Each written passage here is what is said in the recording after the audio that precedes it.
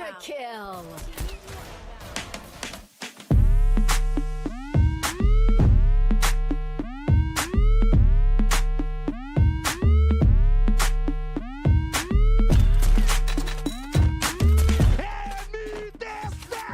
Triple kill. Quadra kill.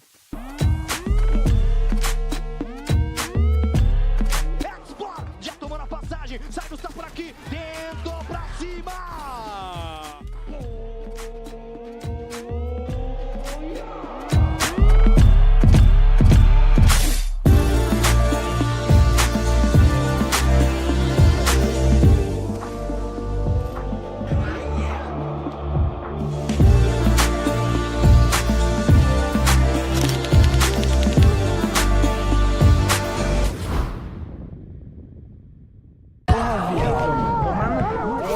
Congratulations.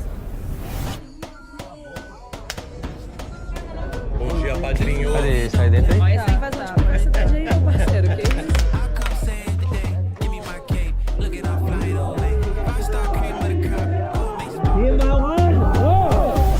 Pô, caralho.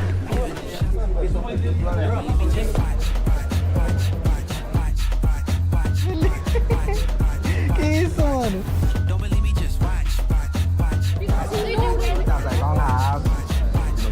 Igual em ponto no vamos. Calma, junto. ¿Y qué le queda?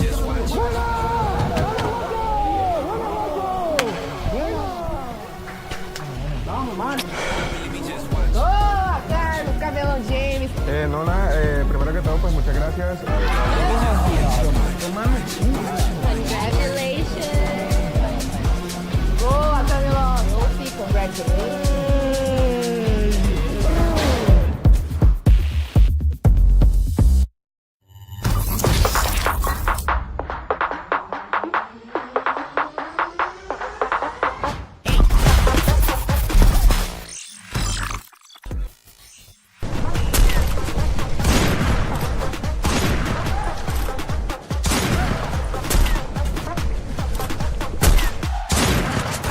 Triple kill.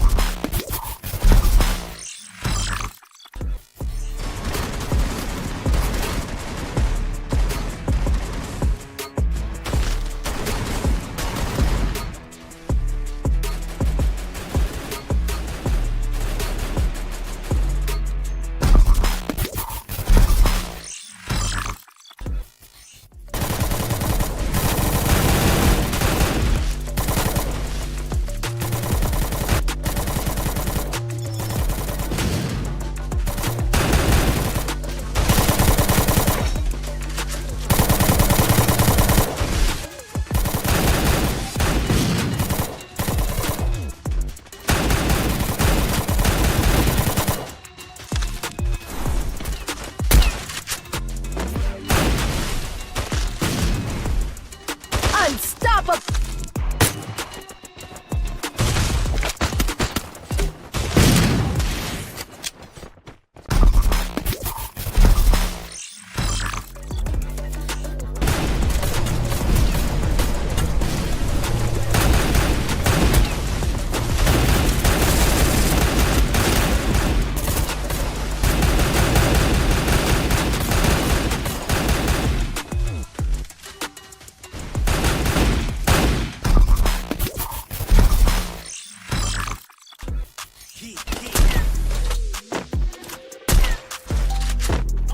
Double kill.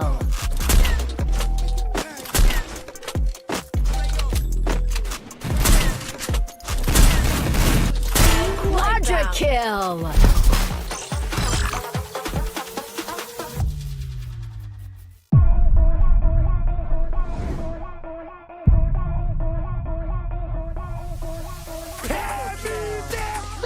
Fala dele, bravo!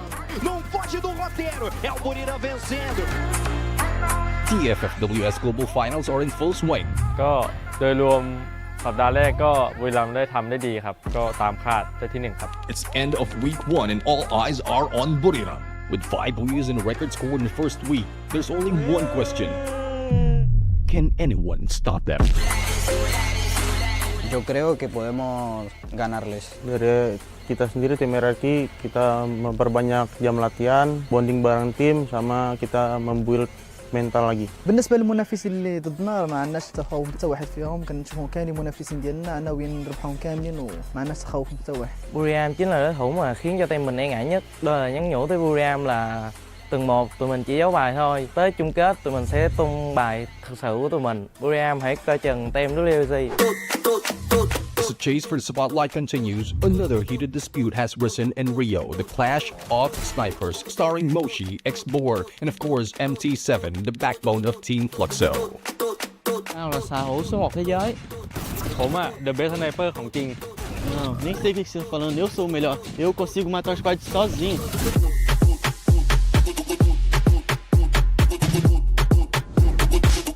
ไม่ต้องเล่นละเกมอะเล่นบอลอยู่นี่ก็ชนะได้ Vai ficar se achando, eu consigo acabar com o time tailandês sozinho.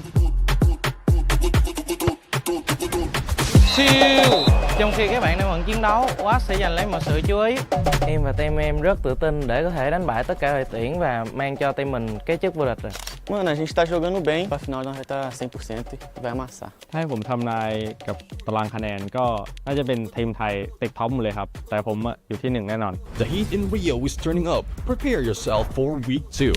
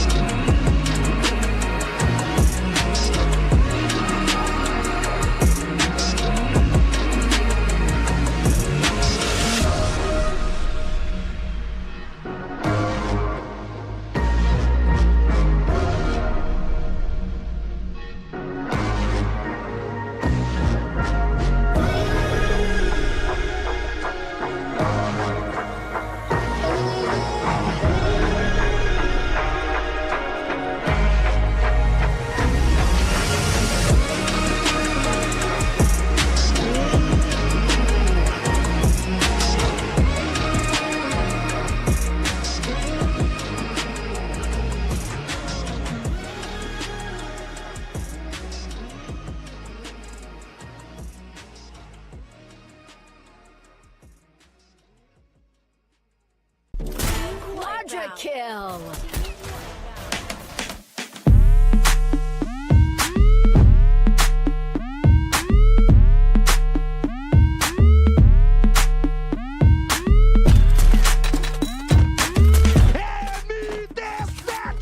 Triple kill.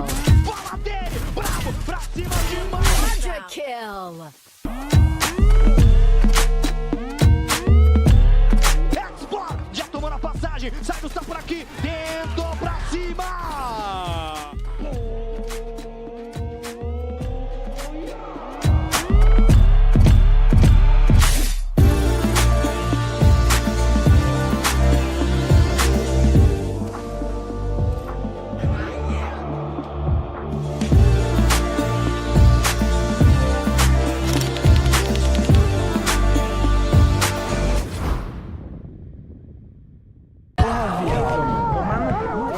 Congratulations.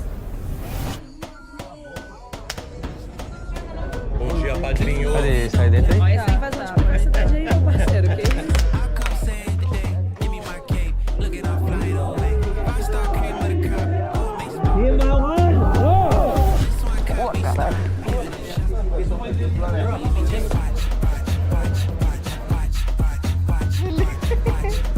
Que isso? Que isso, mano?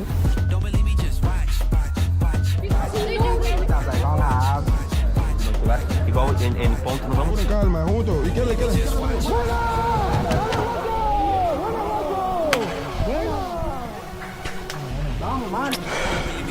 Boa, Carlos, cabelão James. Nona, primero que todo, pues muchas gracias. Congratulations. Boa, cabelão. Congratulations.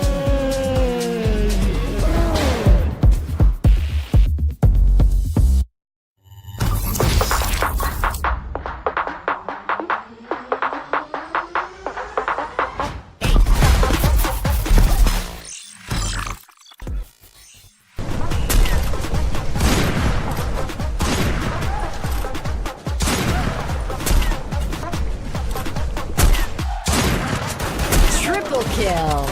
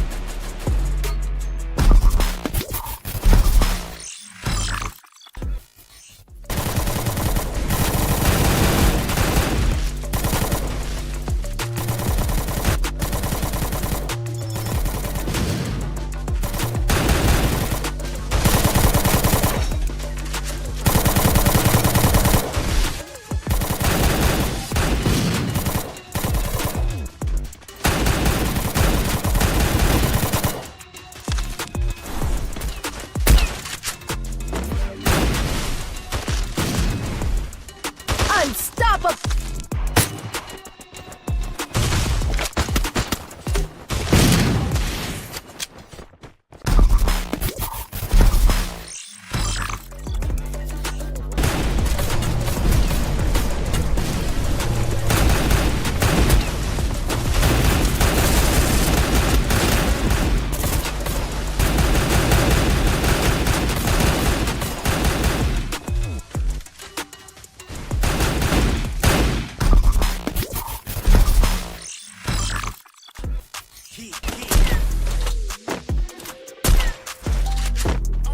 Double kill.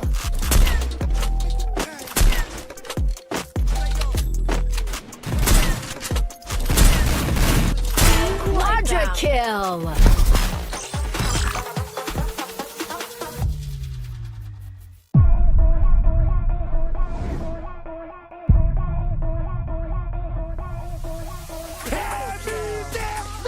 Bola dele, bravo, não foge do roteiro, é o Bermuda vencendo. The FFWS Global Finals are in full swing. ก็โดยรวมสัปดาห์แรกก็บุรีรัมย์ได้ทำได้ดีครับก็ตามคาดได้ที่ 1 ครับ It's end of week 1 and all eyes are on Buriram. With 5 wins and a record score in the first week, there's only one question. Can anyone stop them? Yo creo que podemos ganarles. Dari kita sendiri tim RRQ, kita memperbanyak jam latihan, bonding bareng tim, sama kita membuild mental lagi. بالنسبه للمنافسين اللي ضدنا ما عندناش تخوف حتى واحد فيهم، كنشوفهم كاملين منافسين ديالنا ناويين نربحهم كاملين وما عندناش تخوف حتى واحد. Buriram chính là đối thủ mà khiến cho team mình e ngại nhất. Đó là nhắn nhủ tới Buriram là tuần 1 tụi mình chỉ giấu bài thôi, tới chung kết tụi mình sẽ tung bài thực sự của tụi mình. Buriram hãy coi chừng team WC. As the chase for the spotlight continues, another heated dispute has risen in Rio, the clash of snipers, starring Moshi, X-Boar, and of course MT7, the backbone of Team Fluxo. Tao là xạ hữu số 1 thế giới. ผมอะ the best sniper ของจริง Não, nem sei o que você está falando, eu sou o melhor. Eu consigo matar os squads sozinho.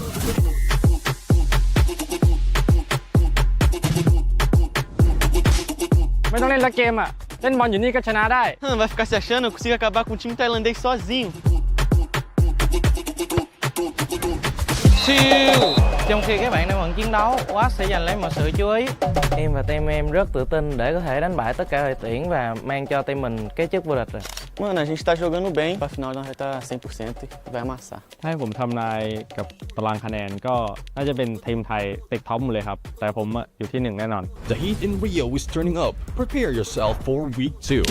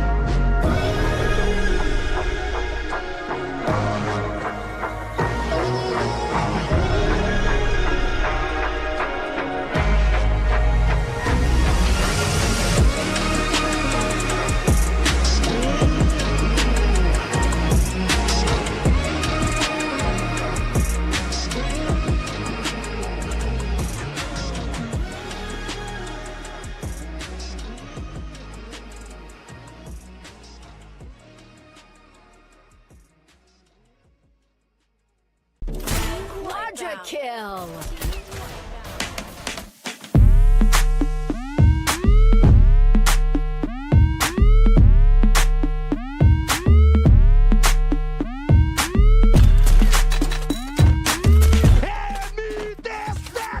Triple kill.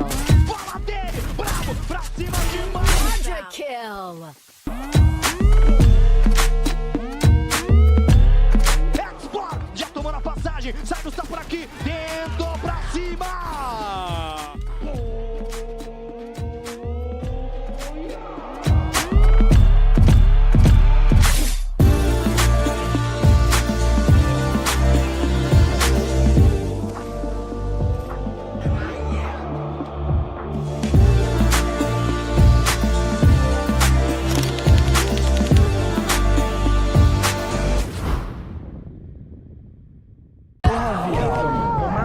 Trophy, congratulations. Bom dia, padrinho. Cadê? Sai dentro aí? Olha sem vazar. Agora você tá de aí, meu parceiro, que isso?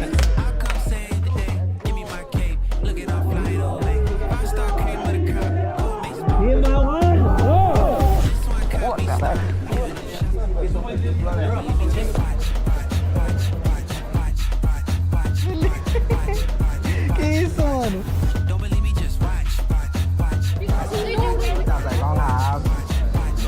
Igual em ponto, não vamos. Con calma, juntos. Izquierda.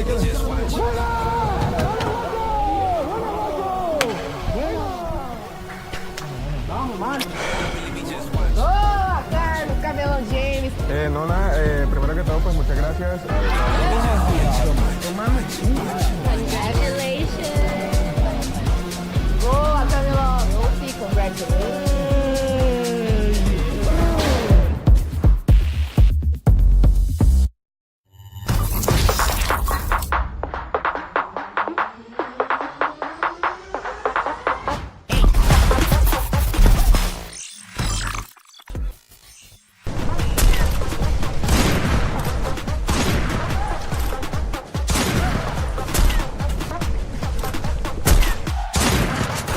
Triple kill.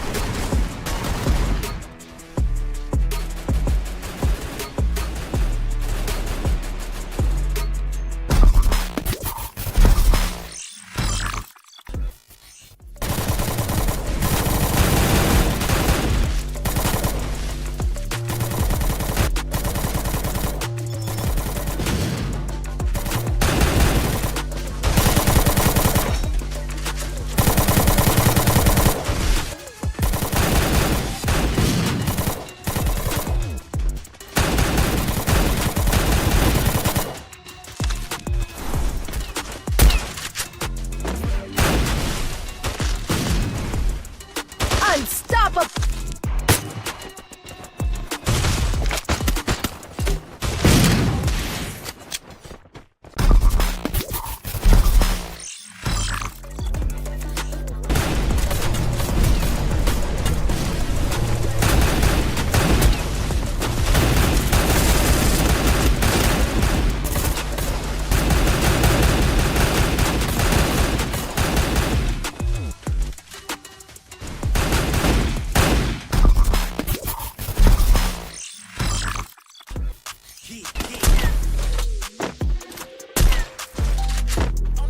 Double kill.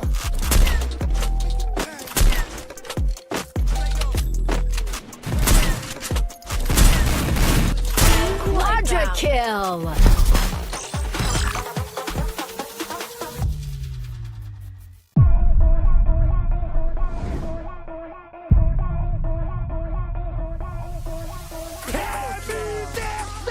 Fala dele, bravo, não foge do roteiro, é o Bermuda vencendo.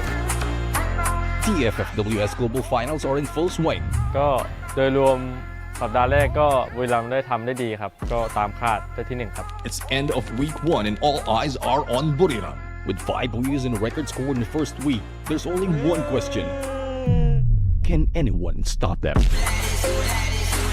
Yo creo que podemos ganarles. Dari kita sendiri tim RRQ, kita memperbanyak jam latihan, bonding bareng tim, sama kita membuild mental lagi. بالنسبه للمنافسين اللي ضدنا ما عندناش تخوف حتى واحد فيهم، كنشوفهم كاملين منافسين ديالنا ناويين نربحهم كاملين وما عندناش تخوف حتى واحد. Buriram chính là đối thủ mà khiến cho team mình e ngại nhất. Đó là nhắn nhủ tới Buriram là từng một tụi mình chỉ giấu bài thôi, tới chung kết tụi mình sẽ tung bài thật sự của tụi mình. Buriram hãy coi chừng team WC.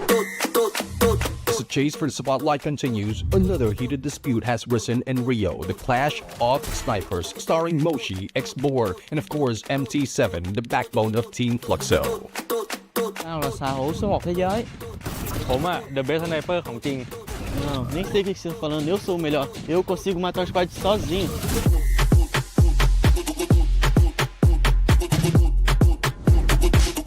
ไม่ต้องเล่นละเกมอะเล่นบอลอยู่นี่ก็ชนะได้ Vai ficar se achando, eu consigo acabar com o time tailandês sozinho. Trong khi các bạn đang bận chiến đấu, Watt sẽ giành lấy mọi sự chú ý.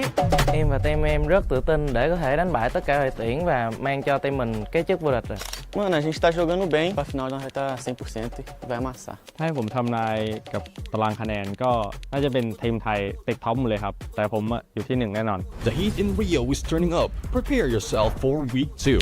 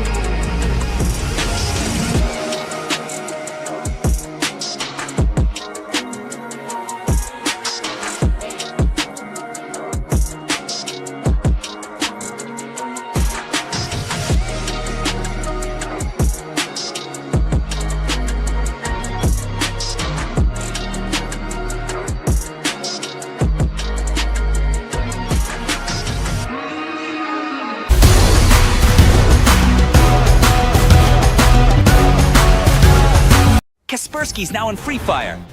Get Kaspersky Plus and score an exclusive skin.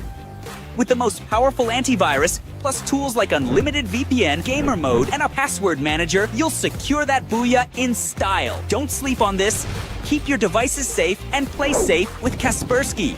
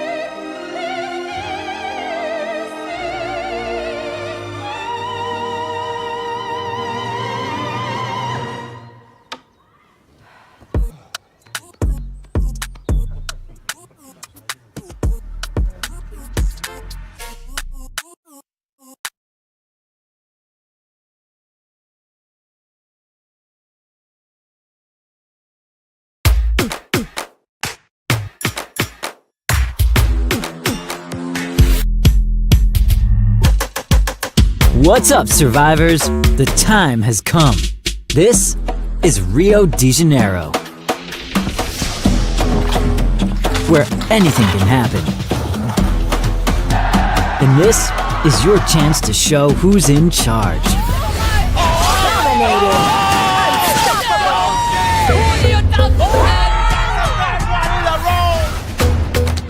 The whole world is watching. Every move, every decision is your shot at making history.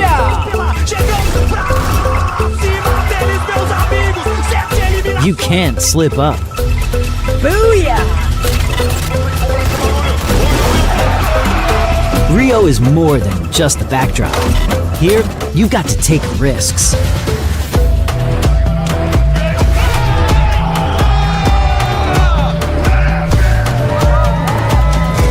There's no room for mistakes. Every second counts. Every move could be your last.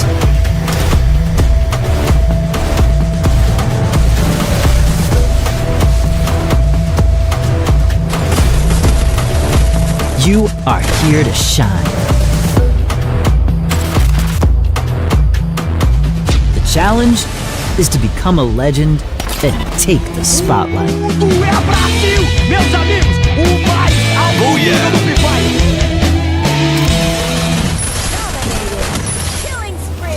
E aí, vai encarar?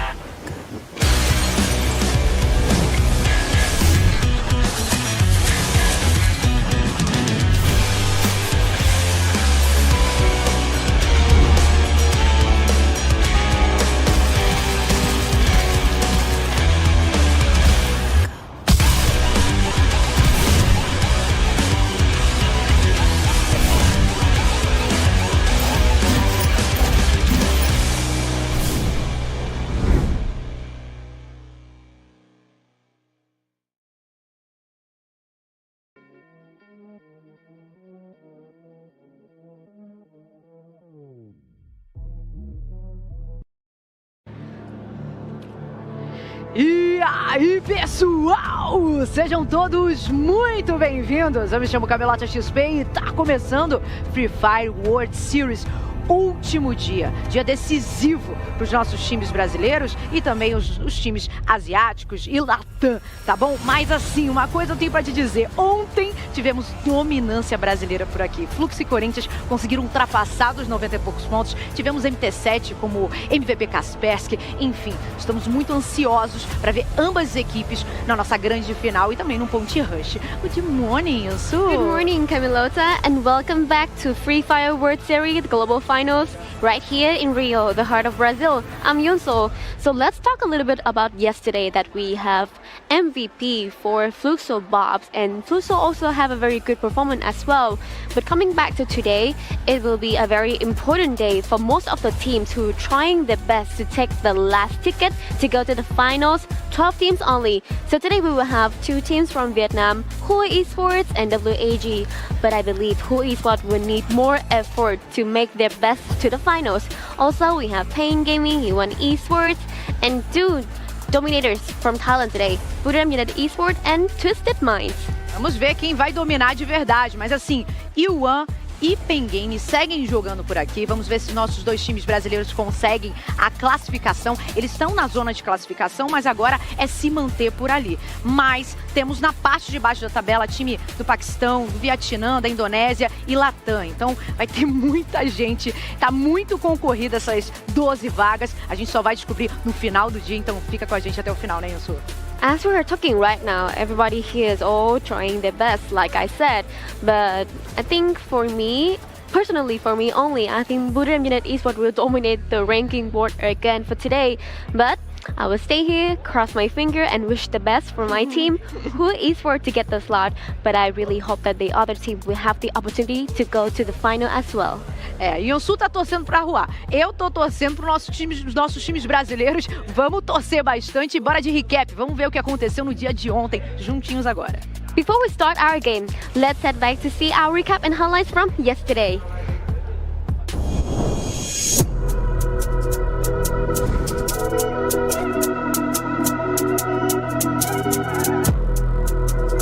Udah masuk ke final, udah yakin banget 100%. Tapi kalau dari perasaan hari ini sih masih kurang lah. Banyak mistake yang kita lakuin buat kedepannya kita bakal ngeperbaiki.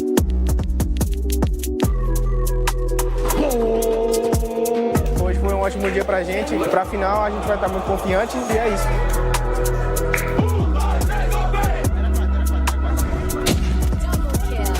Conseguimos buia hoje, conseguimos ser a melhor equipe do dia hoje. Estamos confiantes e focados pro point rush e pra grande final. Mungkin EVOS akan merombak pemain sepertinya buat kedepannya. بغيت نقول لكم سموحات بزاف الناس كاع الناس اللي شجعونا سموحات بزاف ما قدرناش نديروا ديك اللي كنتو متوقعين منه ولكن الماتش الاخر حاولنا نبينوا للعالم بلي حنا واثق كاينين وحاضرين يعني ما خافوا والو ولعبنا احسن من الماتشات الاولى ก็ฝากถึงทีมอื่นด้วยนะครับเห็นพวกผมเล่นในรอบกรุ๊ปสเตจไม่ดีก็อย่าเพิ่งประมาทพวกผมนะ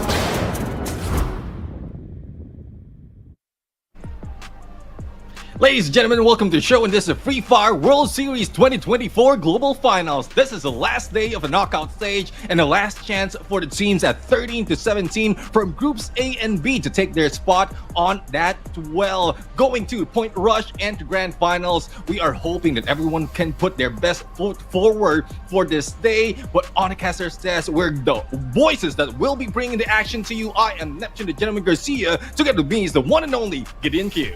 Great opening there, Mr. General Garcia. It's great to be back on the Free Fire World Series Global Final stage to see everyone play at the top level. And yes, it has been some very exciting games based on what we've been seeing in this past week alone, and even in the previous couple of days. A lot of changes in the MVPs, and finally, we do get to see a team from Latam actually achieve an MVP team by the end of yesterday. Fluxo achieving it on day 5. Day number 6, it's anybody's game, and I'm just happy to see it's Buriram. Can they make another 100-point day? Well, we'll have to find out. I mean, that is the normal thing for Buriram. It's just another day for Buriram to get 100 points. But my focus would be the teams at the bottom part of the top 12. And those are trying to grab their spot. Because from Group B, EVOS Divine and CLG will not be playing. So there's a good chance that they will be relegated out of the competition. And some of the teams coming from 13 to 17 will be getting into that Point Rush and Grand Finals day. That, like, there was a mention by Yunso as well for Hawaii Sports, and to add to that, RRQ, Kazu, that has a good chance to catch up unless Pain and E1 will stop them from moving up.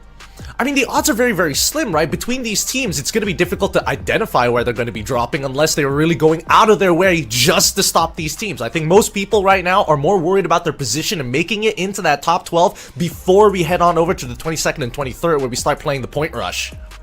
Yeah, I mean, definitely there's a lot of changes that need to be done, a lot of adjustment that needs to happen, especially if they don't want to be caught off guard, especially in the drop spot, as well as their rotation. But we were talking about how well, like, organized and how the teams from Latam and Brazil has been adapting to the gameplay of Southeast Asia, wherein aggressiveness is more of the forte for those coming from Southeast Asia, but the passiveness is still working for, say, teams like Pain and E1 Sport. I mean, they are passive halfway through, and then towards the end, that's where they grab elimination. But unfortunately, some of them doesn't end up in the final circle. So they need to put a solution on that. Otherwise, they will be left behind. Well, I don't know. I've noticed based on the way that we've been seeing the last couple of rings actually play out, if you have, like, it's the rule for me, rule of thumb that I'm going with is that majority rules all. So if there's 2 Southeast Asian teams and 1 Brazilian team, there's a very high likelihood that the Southeast Asian team is going to make that very first move. But we do see, as you mentioned, Fluxo kind of adopting of having, you know, some prerequisites, being able to, you know, move a little bit earlier than the rest of these teams to maybe catch them off guard and punish Southeast Asian players. But then again, it really depends on who you're facing. Because in Group A, we've got Buriram, Hua, Reda, Twisted Minds, and RRQ. With Group C playing today as well, 6K, 6 Karma, Attack All Around, WAG, Falcons, you know the drill. Yeah, definitely. I mean, for teams coming from Group A, there's really not so much to say about this because we've seen them get back on track, especially for those who have lost them. Hawaii Sports, they had a good first day, and RRQ is having a rough patch right now. Hopefully, they will be able to recover. But for the rest of the teams, I think they are in the best position, apart from what I did mention earlier, Pain Gaming, as well as E1 Sports that might be pushed down. But this is the lineup, the schedule that we have right now, the usual setup for game 1 to 5 and a random game 6 that would twist everything out, and that can bring more of a hype as to how they want to end the game. Yep, 6 maps, 6 opportunities to scale yourself up to the top 12. Now guys, the blanked out names you see here today are all from Group B. They will not be playing here today. It is between Group A and Group C to finish off their last round. Now, Buriram United sitting very comfortably on top, but as you mentioned, we're looking at anybody who's close to that 12th place spot, whether it be Hua, RRQ, even Reda, all at odds against each other to try and overtake, if not maintain their position. Yeah, definitely. I mean, there's a huge chance that a lot of teams will be able to overtake EVOS as well as CLG. I mean, Pain Gaming is only need 6 points to be able to overtake them. And since Group B is not playing, there's a huge chance that they can pull that off. E1 Sport only need 10 points. Hua needs 17 and RRQ needs 21. Let's include Reda as well, that needs 40. And looking at the averages of this of Reda, they can pull that off, but the only question is, will they be able to overtake the other teams above them? Well, I mean, we gotta definitely look at the people who kind of set these points up in the first place, who get those big points. We gotta give it over to at least a focus on Falcons this time around, because this is a team, EWC, you're expecting them to absolutely crush it, right? Group stages, alright, they should technically be okay, but with their current positioning, 6th place, they're not doing bad overall, but we haven't seen them completely dominate just yet. We haven't seen that EWC form just yet. Yeah, I mean, we still have to see how much they have adjusted, especially after the qualifiers or the regionals that they played wherein they didn't get the championship. But looking at WAG, this is a team that surprised, that wowed everyone because of the performance that they had. They had 3 Booyahs overall, currently in 10th place with 2.17 elimination. Allen has brought this team to a different high, but they can put a lot more, especially after this game. There's not so much of risk for both of these two teams, but as we look at Payne Peter as well as Pau from E1 Sports, a head-to-head quite balanced between these two. These are the two teams, or 2 players from 2 teams that can be pushed down, currently in 11 and 12. Yep, so again, today, a lot of stakes are on the line. A lot of team lives are also on the line. So if there's times to whip out your desperate strategies, now's a very good chance to do so. But speaking of the desperate strategies, there's a huge chance that these teams might take it very, very slow and try to get that final circle. Probably get a couple of Booyahs if they can, just to make sure that they can keep themselves afloat. But I think that's a very risky move, because if they don't get as much as elimination compared to what we've seen the other teams does, then they might be pushed down every map, every time they step in a different map all throughout the 6th game. So that would depend on how they can adjust, how can they take the battle, especially on from the drop, as well as their rotation, and hopefully from afar, if they don't want to risk being aggressive from afar, they can get all those elimination and slowly climb up the leaderboard. Well, do you think that's the most effective strategy? Based on the past couple of days, it looks like the adjustments that we've seen from, well, less from the Southeast Asian teams, it feels like they're trying to keep to their identity as much as they can, but I love the adjustments coming in from Latam teams. Like, Flexo is adopting a couple of interesting, aggressive strategy styles when approaching certain conditions, but as you mentioned, Pain, E1 Sports as well. Both of these teams, Pain in particular, rather interesting. Early drops, they absolutely love to fight. Does that hurt them later into the game? It does hurt their rotations, but I think there needs to be a good balance between the two. There's no way that we could say that one strategy wins all now. Yeah, I mean, we'll have to find out if they can, like, replicate any strategies that has been pulled out, especially the top 3 elimination that we have it's just Bermuda United that we can focus right now, but MT7 is brought in point blank on that AC80. He can pull it off, but even from afar. So this is just one well-rounded guy who wears that sniper, pretty much from what we've seen Moshi has done before. But as we look at the MVP leaders, it's still Wasana taking the lead, but followed by Limit X7 from Attack All Around, then followed by two players as well from Bermuda United and Diamond from Twisted Mind. Yep, it's not just about the eliminations or how many points you're actually able to get. It's about the impact that you make that creates the most valuable player. Yeah, we're going to throw it to the host right now to carry it over to our first map. It is Bermuda. So, Camilota and Yunsul, please take it away.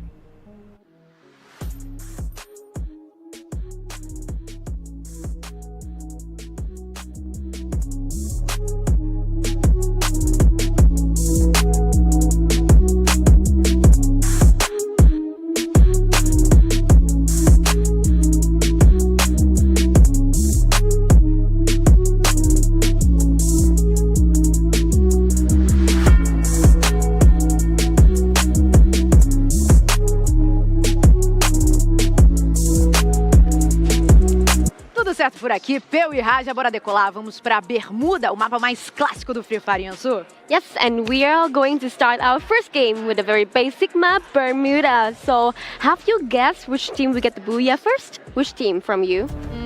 Fluxo. Não, brincadeira. Pain Game ou Yuan. Okay, I love your idea. So, we are getting ready to take off right now. Me with Camilota. Bora decolar porque os jogadores já estão posicionados, então aguenta coração. Pega sua pipoca, porque decolagem foi em sul. Autorizada!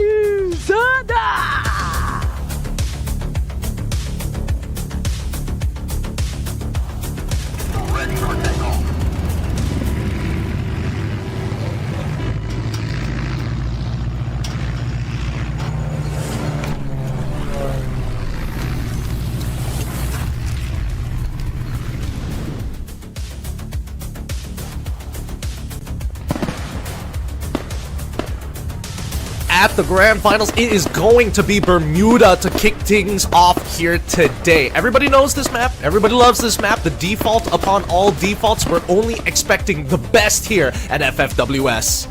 And definitely the best. We have topping the teams out here from Group A and C as Team Buriram United as well as Falcons, very close to each other when it comes to Bermuda. But as we look into drop spot of the teams, not so much of hot drop might be happening right here. Everyone to play safe apart from Six Karma as well as Hawaii Sports. So let's see if Six Karma and one player from Team Falcons as well says three-way battle in one part of the northern area of this map.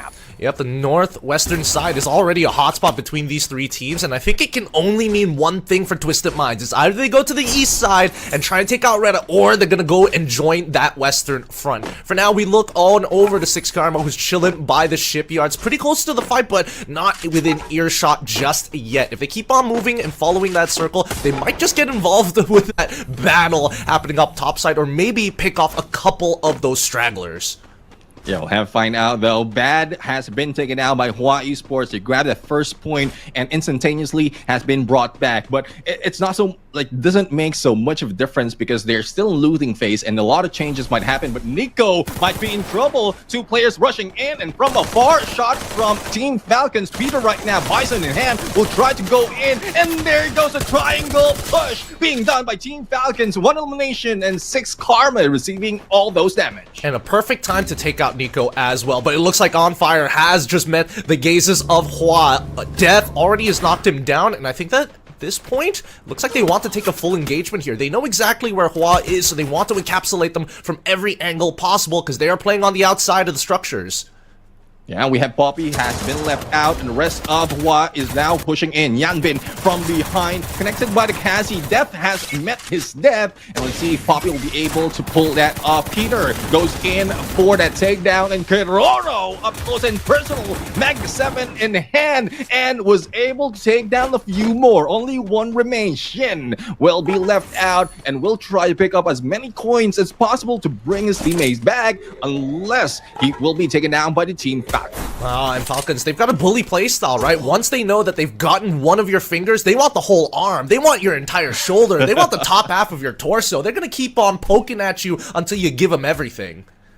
And there you go, Shin receiving some damage. The sniper battle, it's not up that close though, but Shin will receive a lot more coming from one more. Here comes the rest of the teams, and there's no way out. Team Falcons grab their 5th elimination, making them the top of the leaderboard for Bermuda. The only question is, how will Hua Esport respond to this? Because as what was mentioned earlier, they really need the points to be able to bring themselves in the top 12. They desperately need to as well. And at this point, if they get eliminated this early on, there's a very good chance they're going to get taken over. But for now, let's look at Twisted Minds and as well as 6K. They have to battle each other, and honestly, the landscape is kind of interesting because they're parallel to each other on this incline. So some people are going to be exposed while others will have to play around it, especially the frontliners. It's either Xboxy or Unknown, and it looks like Unknown ends up going down. Xboxy does it again, holds his position well, and now encroaches on the position of Nico, compromised as the high ground has been cut off. The split of Twisted Mind really catching off guard 6 Karma, despite of being brought down. Diamond will be picked up, and Nameless will finish this game. Again, the combination of Diamond and Nameless with that electrotherapy makes them a tough cookie to beat at this point. Now, Twisted Mind on their 4th elimination, and again has been brought in by 6 Karma, one of the teams that started this off an early engagement together with Hua and Team Falcons. Just look at him. Look at him go. Look at Seeming. Oh, dude, how smooth is his finger movement? It's just the cleanest. Just the cleanest. Loves his hand. I love watching his hand cam. But now, let's look over at WAG, because after launching themselves, they didn't realize that they're stuck between a rock and a hard place with Pain on the other side. And they are just peppering them on this high ground, high to low. And it's not going to go well unless they are able to kind of flush them out from the blue. So once Motovia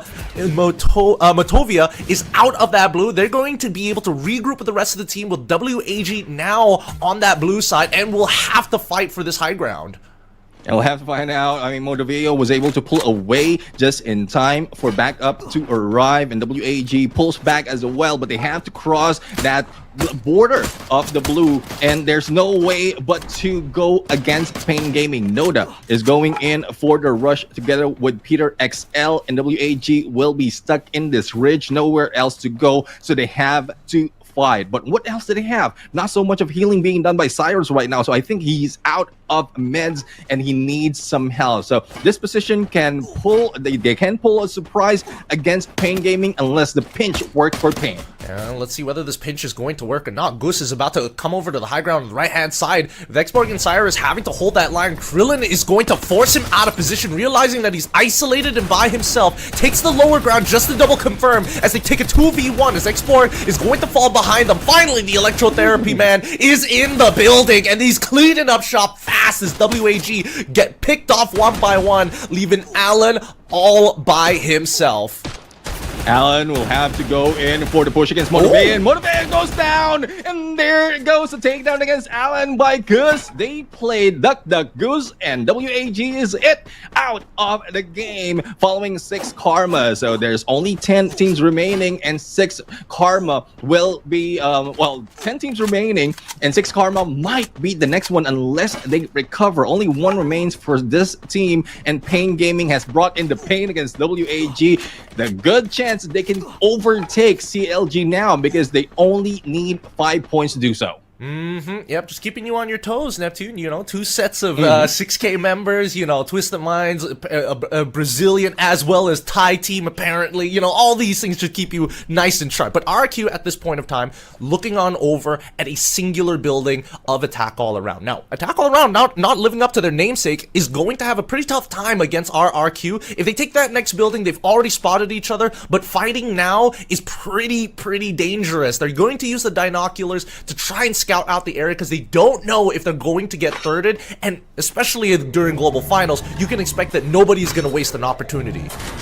Yeah, they're not wasting any opportunity right now, but the way I'm looking at it for RRQ, they're playing it safe. They have spotted attack all around. They pull out the binoculars from both sides on left and right, and they took the right route in the middle of the next phase of the circle. RRQ doesn't want any engagement just yet. They want to deal with placement point and then elimination later on if they get the high ground, and now they are taking that high ground to make sure that they have a few more to add into the mix. 12 points is needed for them to take the top 12 spot against E1 Sport, but we're seeing E1 Sport to be in the same spot. So if they take down E1 Sport, then there's a good chance that they can push them down to that 13th. Now, looking at the blue currently and the teams playing on the outside, Pain still hasn't made their way from outside of the blue. 6K, however, they should have been able to recover after the initial damage, scrap it up as much as they can, but they're going to be the first line of defense against Pain as they start making it into the blue. For now, E1 and as well as RRQ will have to face against each other here by mill side. I don't think RRQ is going to show presence just yet, but in the meantime, all very smart, having Dutz in the back just in case to monitor a 360 array in the perimeter. Yeah, the XS has been taken down by Pain Gaming, and this is one thing that is not wanted by a team like 6 Karma. I mean, they just recovered out of those elimination that has been done against them, and they're having rough time right now to be able to fight back. But going back to what you mentioned about RRQ, I mean, good position for them. They still have their eyes on attack all around just to make sure that they have it covered before going in for the rush. But it's Wise Sports goes in for the push. Though, despite of being taken down earlier, they're so much aggressive this time around to go in against attack all around. Jump God will be pinched, but Shin didn't go and shoot against him, and Poppy goes down. Well, it's not over just yet, right? Yanbin can get a sneaky revive as Shin is trying to break up the forces, but this death ball coming in from attack all around doesn't seem to be breaking that easily. They need a lucky pick here. They need a clean headshot. It's a 2v2 so far with one extra member of attack all around in the second building. Limit getting chased down, and Pungad here to support Yanbin. If he can win this 1v1, they might have an opportunity. While this is happening, Jonah looks to find a pick onto 6 Karma as this battle is happening by Riverside. It's a 3v2 situation right now, and Hua has no time to bring back their teammates unless they don't have a pocket market to play with, and that really is tough for them. But Death is still alive though, as I say, being Grace and being like laying low from afar so that they will not be taken out just in case the 2 players goes down. But this is a lot of time that they're spending, and they might track unwanted attention at this point. There you have it. Ma'al did see Death, and the lifeline of Y Sports is down and out. Oh, just as you call it, it looks like even the Falcons want to get involved in just a little bit. SWAT force their way into the compound and using this electrotherapy to sustain for a very long period of time. Finally, Poppy ends up going down, and the Riptide rhythms have been unleashed by Falcons, and they're their next Wolves. Oh my god! Knocking on that door! One nade, one shot with some support, and they wipe out attack all around in one fell swoop. Holy cow! That is the unwanted attention that they want to get, especially from Team Falcons. I mean, especially if you're taking so much time to take down an opponent, they could have pulled out, whether it's Hawaii Sports or attack all around, because surprise just like this might happen. But for Bermuda United, this is a team that pulls out so many surprise halfway through the circle or halfway through the game. They have been silent, only one elimination on their side, and they're still hanging back. They don't want to be sighted just yet, and the launch pod might bring them to the next phase of the circle unless they don't have a position. One is already in there, who is Jonah, and they grab a good point that is not occupied by anyone from the rest of the teams. Good decision coming in from BRU's side. They've noticed that Reda actually taking their, well, quote-unquote highway, more like a wall on this side of the map. And if you just stick to the wall, we've seen many teams really get funneled in towards the next couple of rings, assuming you're making a hard read that is going to pull to the top right side of the map, then you have an advantage. But I think that BRU is taking a very smart approach, saying, we don't know. It's a 50-50 on that one. So it's better if we don't. It's better we just take the low ground for now. There's still plenty of play area as 6K members get beamed down from the sky. We cut back over to Falcons, who's been playing from the outside of the blue and always likes to play on the outer edges of the ring. Yeah, I mean, they really need to move in because there's 30 seconds before the next phase closes in. But Bermuda United feeling a lot of red right there from afar. Jonah not yet being picked up or has just been taken down after being picked up. And this is something that we don't see often from Bermuda United. Reda, though, playing it well, especially spotting those 6K members coming from the revive, has added a few more in their points. But Noda is so sneaky at this point. His position, the only question is, will he fall down to his death? Because I think that's still high, and with the blue closing in, that is a very risky move. It is a pretty risky move, and even Reda understand that their current position isn't the greatest, so they're going to go and fight for this structure, and it looks like seeming he probably hears all of the footsteps. He's coming to the rest of his team to take positions and hide. They're looking to even this score as soon as possible. Where is their fourth member? I'll have to find out where is that fourth member, but Six Karma finally has fallen down. And judging from how they tried to recover themselves, they are the team that has the most spending in this game. I'm bringing them back multiple times, but 17's remaining in the fourth. Going to the fifth phase of a circle will be pandemonium. A lot of teams are already up close and personal, but still buying their time. E1 will be taken down despite of the effort of trying to bring down Twisted Mind. Pau will be knocked down and not yet eliminated though, but E1 has a good chance to fight back. Bermuda United managed to bring themselves back, and their target is RRQ, who pulls away on that ridge. Looks like they have to use a lot of resources here, and now Reda is caught between a rock and a hard place themselves. Glue wall melters as well as Ice Days being thrown in. Riptide Rhythm comes on through, and Buriram easily holding their position for now, but E1 must be able to fight hard. RRQ as well as the Falcons are going to go into this full-on engagement. This low ground has been contested for so long, and at this point, whoever controls this lower ground probably is able to walk into the final ring for free, and Falcons just won't let RRQ have this position. I mean, they're not letting them push through as well, and the blue is closing in. E1 Sport has been eliminated. We are only dealing with 5 teams at this moment, RRQ and Team Falcons. Not like Team Falcons who buy so much of time, take down at least one player from RRQ, but this is good though for the team coming from Indonesia. There's a good chance that they can recover from the position that they have on the leaderboard in high ground as well. 4 team remains. Bermuda United has lost one of their players, and they're still hanging back in there with Twisted Mind, as a battle on this side is between Team Falcons and RRQ. And so far, it looks like this decider. Oh wait, actually, 2 knockdowns here. Looks like Twisted Minds has taken a lot of damage at this point from Buriram's side, it feels like. But now Riptide Rhythm's coming through against RRQ. Do they have enough resources to hold out? Drops down the Chronodome, tries to hold out as On Fire tries to rush him down, ends up dying, still unable to make it work with RRQ on that top ridge. They need to finish off these kills as quickly as possible, taking out a majority of the Falcons alongside with them before they go down. And while this was happening, Buriram United has convincingly pushed off Twisted Minds, pushed down RRQ, and kept Falcons in check with a 1-man advantage. Good shot on towards Wasana's side. One more is going to have to try to win this out in this 3v2 is Get High. Wide out in the open, doesn't mind with the help of the Cassie, thanks to the Cassie's electrotherapy, making it quick work of one more as well to get the first booyah of today. The first booyah of the day and the 9th booyah for Buriram United, increasing the lead that they have against Team Fluxo, who cannot do anything for this day. Again, this is just a race of top 12, but Buriram United really wants to grab that number 1 spot away, far away from the rest of the teams. And there you have it, the Kings of Booyah back at it again. They're just crushing it. They're crushing it real well. It just goes to show, as much as you can strategize, as much as you can theory craft about your items, your builds, at the end of the day, it's about firepower that gets you to the very end. Yeah, firepower indeed, and we are excited to see how it ended and who will be the MVP for this match coming from Buriram United. Well, we've seen how well they played it out, despite of them losing one of the players out of the 3, making that 4 that was left on the final circle, they still manage to take down Twisted Mind, slowly go in on the distracted Team Falcon, and manage to bring it back. So I'll have to go in and check out how they did that play from the interview as we bring it to our host.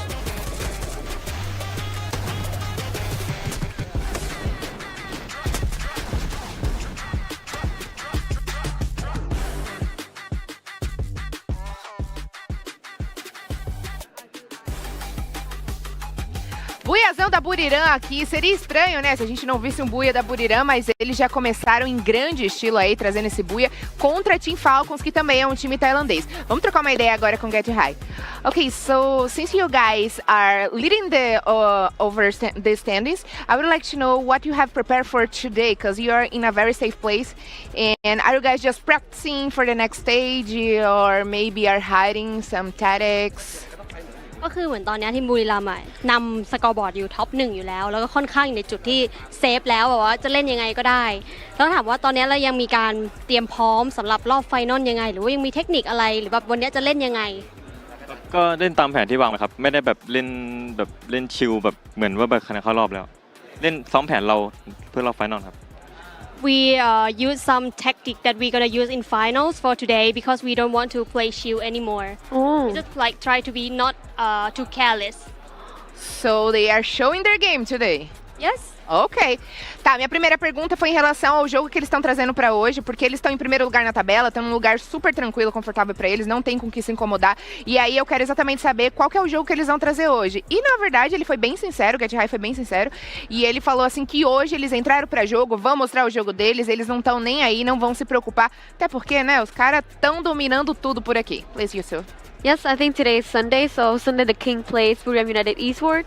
So I want to ask that what is the difference between playing in the studio and on the stage? Because I remember that in our last game back in 2023 in Bangkok, right? You cannot achieve the championship, but now are you here? So do you feel the difference? And do you want to also get the champion back to your country? เขาถามว่าการเล่นในสตูดิโออย่างเงี้ยกับการเล่นบนเวทีที่มีผู้ชมอ่ะค่อนข้างต่างกันไหมเพราะว่าเหมือนอย่างรอบน็อกเอาท์สเตจตอนปีที่แล้วเหมือนเราก็เล่นได้ดีในรอบน็อกเอาท์แต่ว่าพอถึงช่วงที่รอบไฟนอลเนี้ยเราก็ไม่ได้ถ้วยของปีที่แล้วคิดว่ามันต่างกันยังไงแล้วแบบคิดว่ารอบเนี้ยอยากเอาถ้วยกลับไทยไหมก็ก่อนอย่างแรกเลยก็คือเวลาแบบเวทีรอบชิงมันมีคนมาแบบมันกดดันตัวเองครับใช่ทำให้เล่นไม่ได้แต่รอบนี้ก็จะมาแชมป์กลับไทยครับ He said yes, it's quite different because in the studio they have only players and for the staff, but for the on the stage there will be some audience that can put the pressure for them. So, but this time it will change. They will try to bring the trophy back. Ok. Família, prestem muita atenção nisso agora, que é importante pra gente, brazuquinhas, tá bom? A pergunta do Yusuf foi direcionada qual que é a maior diferença deles jogarem num estúdio normal, sem ninguém, e no palco, né, onde vão ter muitas pessoas assistindo, a audiência, os fãs.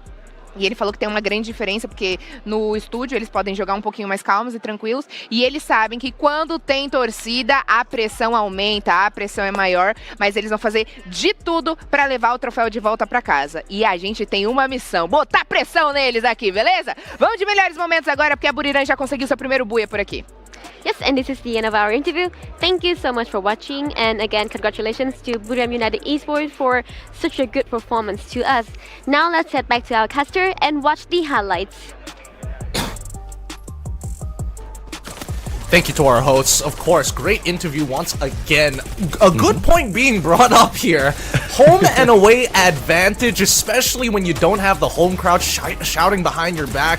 I feel like, you know, it feels easier to be the away team. You come in with no expectations, but being the home team, everybody wants you to win and you have to live up to it. Yeah, I mean, like contrary to common beliefs, that is true. I mean, most of the teams want to be playing in home soil, but with that alone, with that, what you mentioned, there's a lot more pressure if you're playing in home ground. But I mean, Buriram United has gone into different competitions, whether it's outside of Thailand or within their own region. They know how to play it. They know how to like drown out everything in terms of crowd and just focus on their game and their opponent to grab all those booyahs. But we'll have to see if that continues on. I'm not looking forward to what Bermuda United has to do, but looking at how Pain as well as E1 has played, I think there's a good chance that CLG is slowly falling behind and Evo's Divine might follow. So RRQ did survive a little bit longer, but will they take that top 12 spot? We'll have to find out.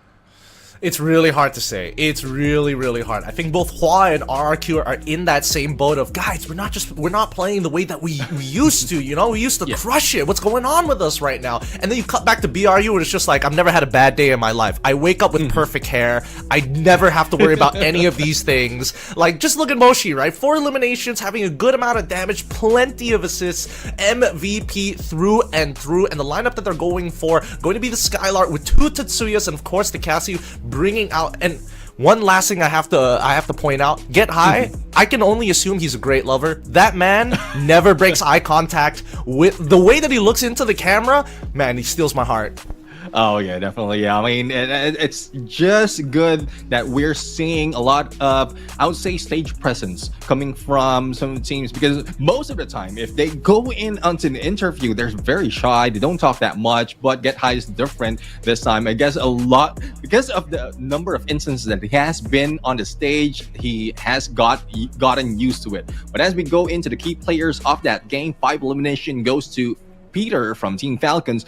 Moshi did a lot in terms of damage and Get High with assists. Support overall, we did see how he like the loadout that he had in terms of those characters with that Cassie, with that Olivia, with the healing. That's more of a healing characters, and as well as Tiva with a quick pickup that can be done. So he is the one that you want to be right behind you on your side, especially if Wasana is your teammate. He just goes out and fire against everyone. So let's check out today's standing. 26 points from Team Falcon, 24 or from Bermuda United rather, 24 from Team Falcon, Twisted Mind. So top 3, it's just a Thailand overall. But unfortunately for Hua as well as RQ, yes, RQ did so much, but they needed a lot more because Pain Gaming put up so much of a fight that it's still a cat and mouse between these two. Yeah, no, I think that I'm pretty surprised that Ping got so high up there, considering that they were playing for position, but it just goes to show that even in the early game, accumulating some early points definitely is going to help you out, especially with very decisive teams, right? This entire Bermuda map, it was very clear what each team wanted to do. You could see what Buriram was trying to fight for, and then you saw the bunch of teams who had the exact same idea. RRQ, Falcons also getting involved. They wanted to just avoid the center. They saw what happened to Reda, and they're like, we're not going to be the next one. Yeah, it's a good thing though. I mean, RRQ is chasing for that center of the phase of the circle, similar to E1 Sport. But E1 Sport, most of the time, they fall behind in terms of a team versus team, and RRQ has just done it better. But for Pain Gaming, I mean, that is true. There's a lot of like adjustment that has been done for them. Even for Reda, they like played with Bermuda United before going in out against Twisted Mind onto that warehouse from the bridge. So like Reda did fight it off, but unfortunately for them, they have been taken down, and a lot of teams out here are making some changes. It might not be a good change, but there's definitely some changes overall in this game. So in a bit, we're going to hear from our sponsors, and hopefully you tune in on to the next game. Kaspersky's now in Free Fire. Get Kaspersky Plus and score an exclusive skin. With the most powerful antivirus, plus tools like unlimited VPN, gamer mode, and a password manager, you'll secure that booyah in style. Don't sleep on this. Keep your devices safe and play safe with Kaspersky.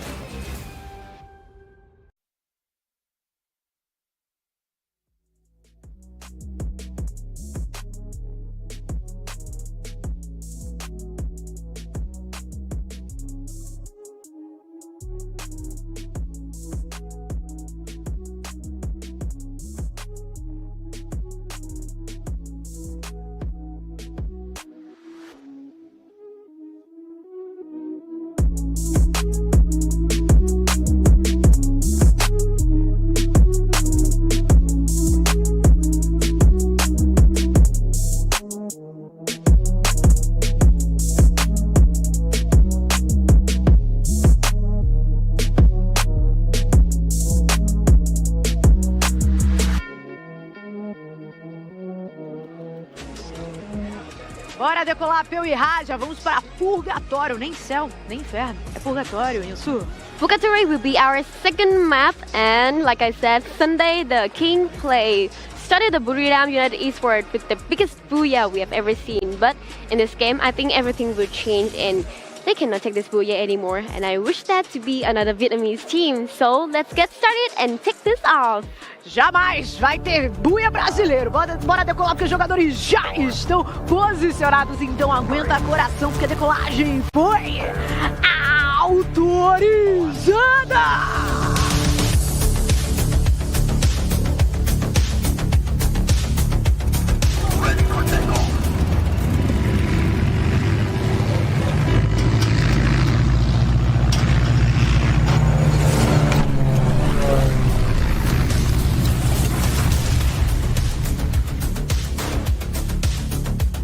Neither heaven nor hell can save them in this battle as we head over to Purgatory. The teams that has topped this chart is Buriram United and RRQ coming from Group A and C.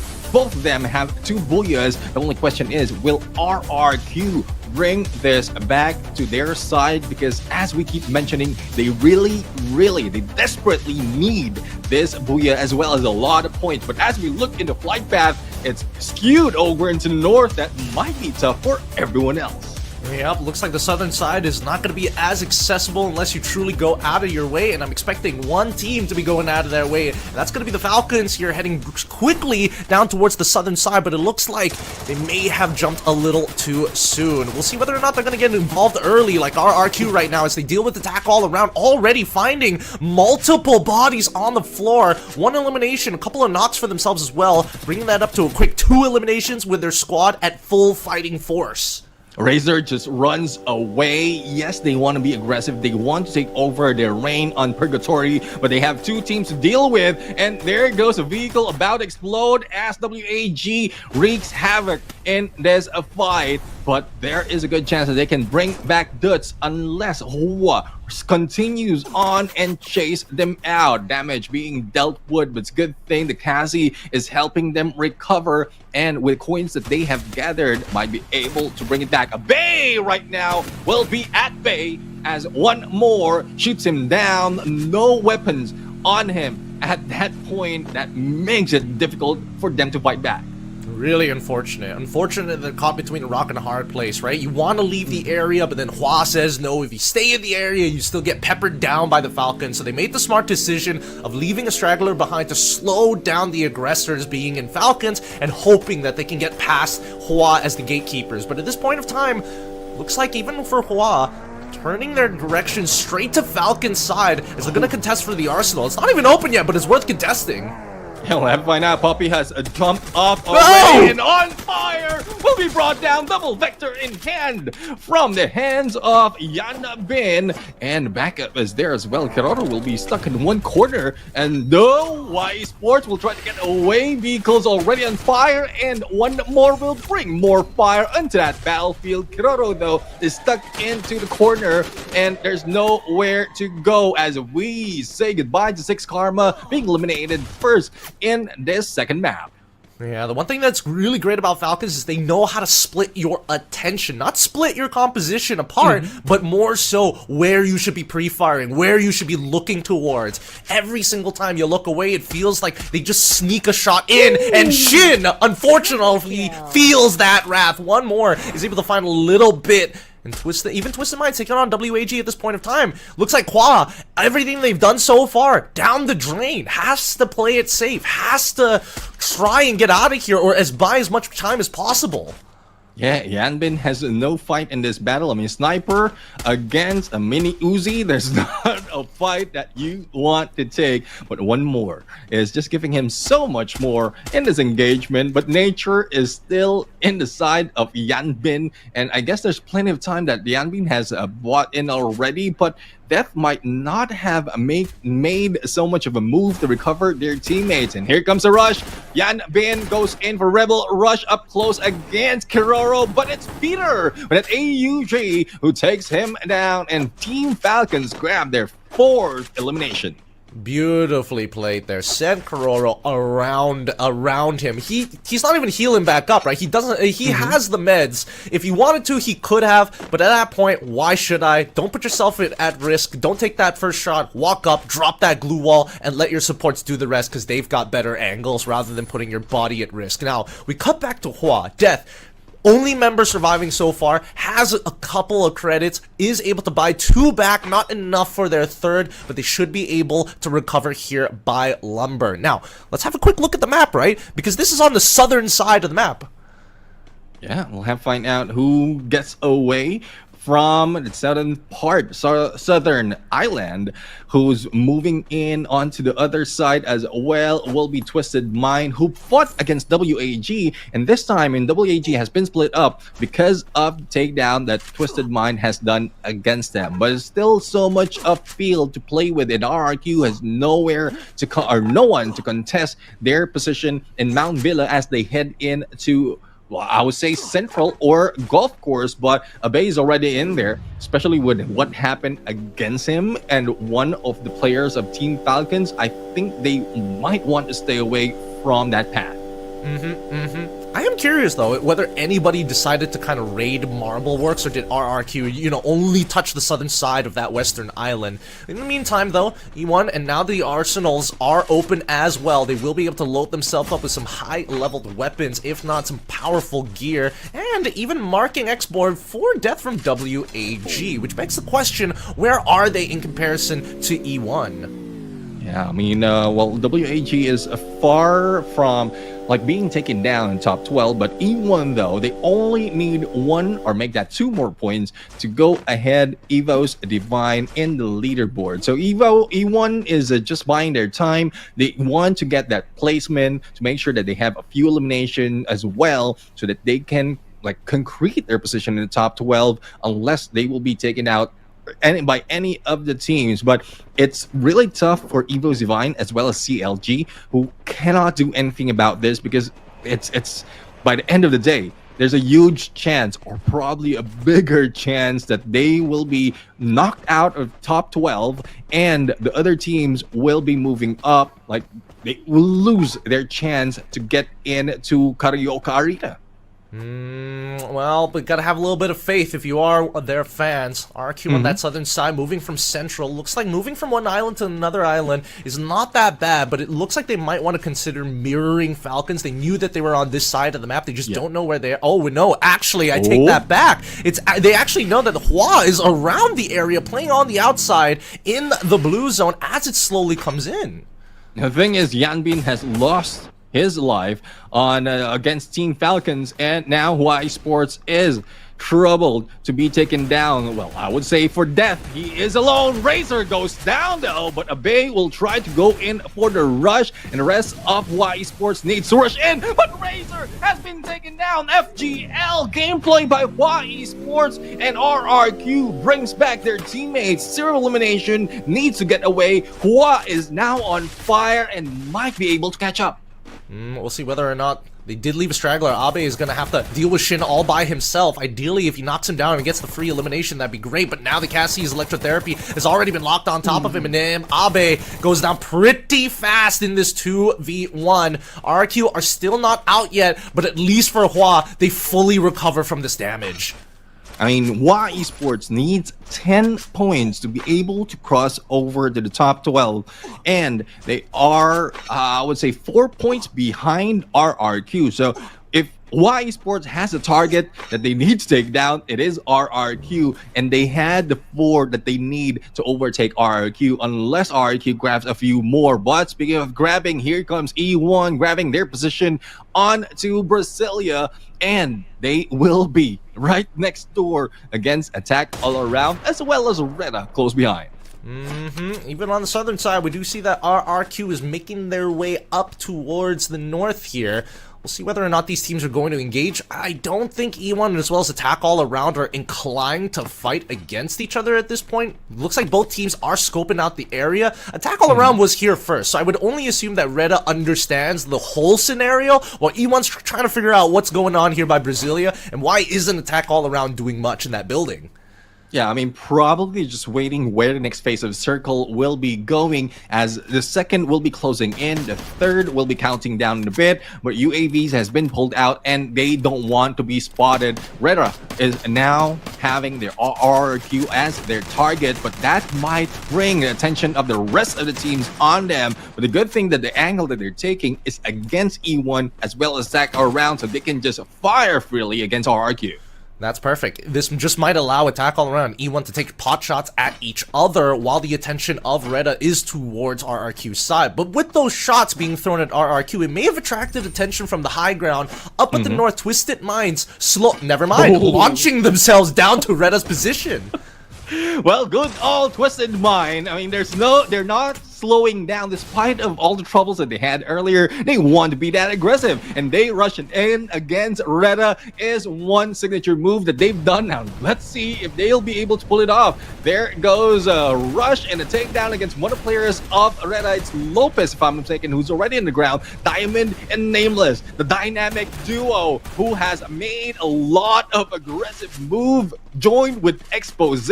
I think they have blocked off all the exits, and all they have to do is break down the door and knock and ask them to open up. Well, I don't think they like this. They don't want to deal with this. Diamond's already through. He's waiting to push on through with the rest of his teammates, and it looks like he's already found one, but no, Vidalo is already taking him down. Diamond with him gone, and Exposy as well. Nameless the next to fall. It's not looking good for the Twisted Minds. They might not be able to make it through, but Saming is able to clutch it just in time. Close quarters, getting peppered on. It's not over just yet. With 6 eliminations, RRQ is the next to knock on that same door. Yeah, let's see how fast they can recover as well as bring back Diamond if they can. But Saming, the savior of Twisted Mind, Ma'al has gone down because of Pao coming from E1, and this distraction that Twisted Mind need to be able to get away and live another fight. Now RRQ, 0 elimination, and has brought them all of their teammates already in recovery, and all they have to do is buy time. They don't want to be in the crosshairs of anyone. They want to be steady and waiting, but to Twisted Mind, there's no waiting for them. They just want to rush in, and they are no fools. They know what they're doing. They do. That's the dangerous part, right?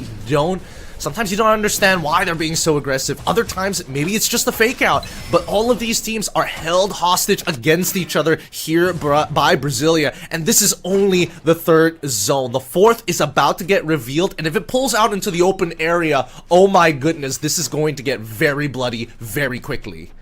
Now, Cougar has a grenade launcher, M79, that might spell trouble for Twisted Mind in a bit, unless there's no opening for them to pull that up. But WAG, though, they are staying in the edge, 0 elimination just yet because of what happened earlier. They might take advantage of all the chaos later on once the next phase closes in. We are counting down 35 seconds, and the rest of the teams are already starting all those engagement, but no one is going down yet.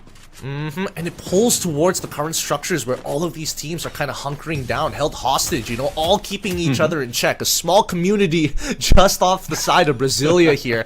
I do see that Buriram and as well as Hua, interesting positions that they're in. Hua a bit split up here, Buriram still together, and I think a little bit more towards the southeastern side. I did just spot out Falcons. Yeah, Falcons, one more has been taken down, and let's see if recovery will be done as E1 is just taking pot shots all around, but for attack all around, they want to attack against the Twisted Mind, but Pungat goes down first, and let's see if they'll be able to bring themselves back up. Cougar is also crawling down, and Limit will be able to save him, but that gameplay by Twisted Mind just waiting and buying their time and for the perfect opportunity, and they grab it. Jump God is the only one up in this fight, and he is going for the pickup against Limit X7, but it might be troublesome for them as Buriram will be knocking down as well. What angle was it? Was he standing just behind a window or something? I'm not sure how the angle was found there by Buriram's side, but with that pick, that might have just been the goal signal that they've been waiting for. Falcons, they've been taking a lot of damage, having to deal with the blue, having to deal with gatekeepers, and plenty of revives have been called through, but it is not as chaotic as the southwestern side. Wait, Pain, jumping in towards RRQ's side, they're going to try and take over their compound, flushing them outside of the garage. Now RRQ needs to throw util back, if not, they're just going to keep on on approaching their positions, and this is what we were expecting: a house inside to outside fight. I find out, argue, will they fight against the Pain?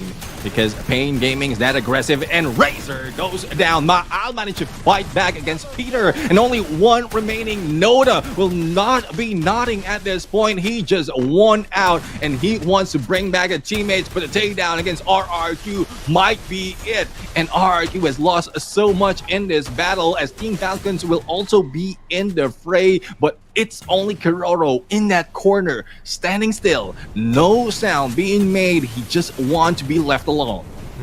He just wants to chill. That's all he wants. But Pain might just say otherwise, right? As they're looking to push out of the buildings, they might just spot him out. And yes, they already figured where he might potentially be.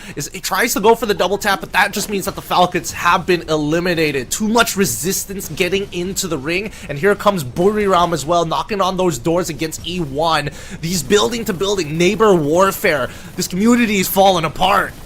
It's falling apart indeed. I mean, only one will be on top of this community, and it's not the president who will be dictating that. E1, though, they've lost Viden XP, but we still have Viden 9 right here. But RRQ eliminated in that battle, and it is such fortunate for them. Hopefully they grab the points that they need. Here comes Bermuda United pulling up the monster truck. They might be needing this because the next phase will be an open one, but E1 trying to fight back against Bermuda United, but they are not winning it. Gwyn MVP will be going out in this point, and Bermuda United managed to survive. 4-man strong with 9 elimination. E1 is out. Yeah, unfortunate. I did see one of the E1 members whip out a sniper rifle. I'm not sure what exactly was the full loadout or whether he had a close combat weapon, but I mean, he wanted to go for that quick first shot, missed this opportunity, and then it just snowballed out of control, the way Buriram like it. Yeah, who else will be going at it based on how they like it, as Pain will not be liking all the pressure that they are receiving from Bermuda United, as the battle is happening right now in one of the compound three-way battle. Twisted Mind just hanging back, and attack all around will be taken down with that RGS, and Nameless will be the guy who pulls that off. Only 2 remains though for Twisted Mind, and Explosive will be going down. Only 1 remain, and Bermuda United is just above them. 3 teams in this fight. Who will win? Buriram, Pain, or Twisted Mind? It's a tough call that we can have right now, but Buriram seems like they want to gate this. Yep, and they also have a man advantage. Pain playing on the outside, outlasting it, and quickly picking up some equipment before getting into this full squad fight. Remember, they are a man down. Get High and Joanna corner themselves, but they're able to double fire onto Noda, who's already down. Peter is the next to fall, and so quickly, BRU take another booyah in a row. 2 for 2 here on day 6. This is 10 booyah that Buriram United has taken, leaving the rest of it behind. Again, they are still hanging on the King of Booyah title, and they don't want to let it go. As was mentioned in the interview earlier, they will be pulling out all the gameplay that they have that they might be using on to the grand final. So it's a huge opportunity for the other teams to study them or take them down, but it doesn't look like anyone can do so. Yeah, I don't know. Again, this is one of the more interesting flight paths as well. So in terms of like changing their gameplay, what exactly did they change? Did they swap their landing zones, which, you know, was out of their control? A lot to be discussed with, but in the meantime, let's quickly go and have an interview with the boys from Buriram with our lovely host. Please take it away.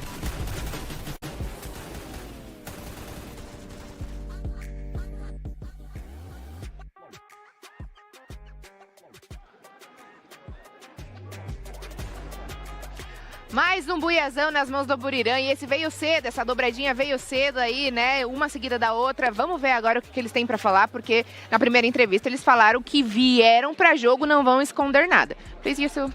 Wow, I think I really ran out of questions, like what to ask Bermuda United Esports. Okay, so first of all, congratulations. This is the second time in a week we've met, so definitely you guys will have a spot for the final stage already. So have you guys planned for anything, or you guys will just keep the old tactics to play like that? ตอนนี้คือก็ทีมเราเข้ารอบไฟนอลแน่ๆแล้วมีอะไรที่เราจะเอาไปเล่นในไฟนอลแบบเรายังเก็บเอาไว้อยู่ไหม ก็ค่อยไปเล่นอีกแบบหนึ่งต้องดูด้วยว่าทีมไหนเข้ารอบ Actually, we show some tactic here, but we also have some secret tactic hiding for the finals.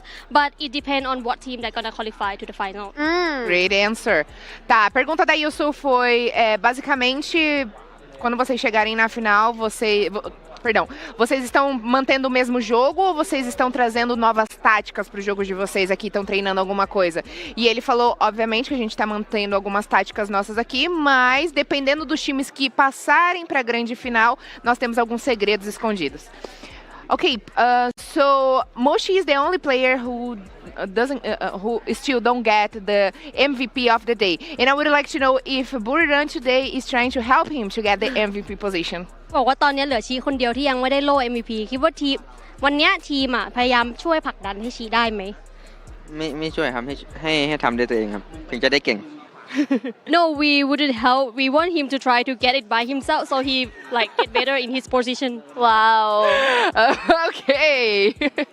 A minha pergunta foi direcionada para o Moshi, que é o único jogador do time que ainda não pegou o MVP, né? Todos os outros 3 já pegaram. E eu perguntei, vocês estão tentando ajudar o Moshi a pegar esse MVP? Ele falou, não. A gente quer que ele consiga ir por ele mesmo. A gente não quer saber de ajudar ele por aqui, não. E é isso, né? Esse é o famoso espírito em equipe. Vamos de melhores momentos, minha família, porque a gente só tá vendo Buriram aqui no dia de hoje. Yes, and this is the end of our interview, a very quick and cool interview with Buriram United Esports, and this is Jonah. Thank you so much for watching our interview, and now let's head back to the caster and see the highlights. A little bit of tough love coming from Jonah out there. I mean, it's true. I mean, if you're a team like Buriram United, you just don't give out the MVP or the player of the day. They will need to work on it, similar to what the entire team has worked on. Imagine out of 20 matches, half of which was Booyah, and 15 would be top 3. That's the reason why they're very, very close to 400 in terms of overall scores. And well, it's just Buriram United doing Buriram things. And again, question remains from what we heard in the VOD earlier, can anyone stop them? Yeah, they're kind of looking ridiculous right now. They haven't lost too many of their gunfights, and even when it feels like they're doing their worst, they have a member down, you're coming in towards that final circle, they still pose a threat individually as a player. They always look for these big trades, and I think it's just the endgame scenarios, and Jonah put it perfectly, right? We have hidden strats, but it really depends on what teams actually make it and what teams don't. It feels like they're building their own little Pokedex for how to deal, finding all the weakness types of each of these teams. And that's surprising as well, because like in Battle Royale, because of the dynamics that we have in Battle Royale, there's not so much of, I would say, changes of the strats that you can pull off. But Buriram United has different strats depending on the teams who will make it. So that just explains what Buriram United has been up to. Off the game, they study everyone, they know how to fight everyone else, thus they grab all the booyah. But the MVP that we have right now is Wasana with 4 elimination, and again, still Rebel Rush coming from Tatsuya has not been let go as we look in the double Tatsuya, and the sniper of course will be wearing that Skylar and the Cassie that has been in all over the place in terms of healing, in terms of support. But as we look into the elimination, that is a whopping if my math is correct, the elimination that they have right now is 16 points. Add the 12 coming from the placement, and that is so much more. Well, we'll have to find out how much can they put themselves up on that #1 spot, because no one is contesting it. No one's contesting it at all. It's not even remotely close right now how much of a lead that Buriram United Esports has against the rest of the lobby. That's why we're looking at everybody else to see whether or not they can kind of change their places, maintain their paces, and it's great to see that Pain Gaming was able to get a good amount of points in that round, ending 3rd in that leaderboard for this particular match. That should be enough to put them ahead of CLG, no problems whatsoever. The real question is how many more points can they get on top of that, just to ensure that once that final day starts rolling by, and more importantly, when they have to face off against some of the best teams, are they going to be prepared for that point rush? I think at this point in time, Payne is, I would say, in the best position right now to secure their top 12 spot. It would depend on how the rest of the team can take this, because the way each team is playing, even if they are being taken down, they recover and then bring themselves back up. And it's not that far as well in terms of difference. When we look at Hua, RRQ, even CLG might have been taken out of top 12 already. So Evo's Divine will be up next. And if RRQ manage to, I would say, play the same game that they did in terms of survivability, because in terms of elimination, it just doesn't pay off for them. But in survivability, slowly but surely, they can put themselves in top 12. Yeah. Honestly, right now, it feels like the entirety of the lobby, especially when we're looking at our key players, E1 and Buriram members of Get High, Pao, and as well as Jonah, there's this tight, very fine line, an unspoken rule, very close balancing between the styles of play that we've seen of outside and inner circle teams.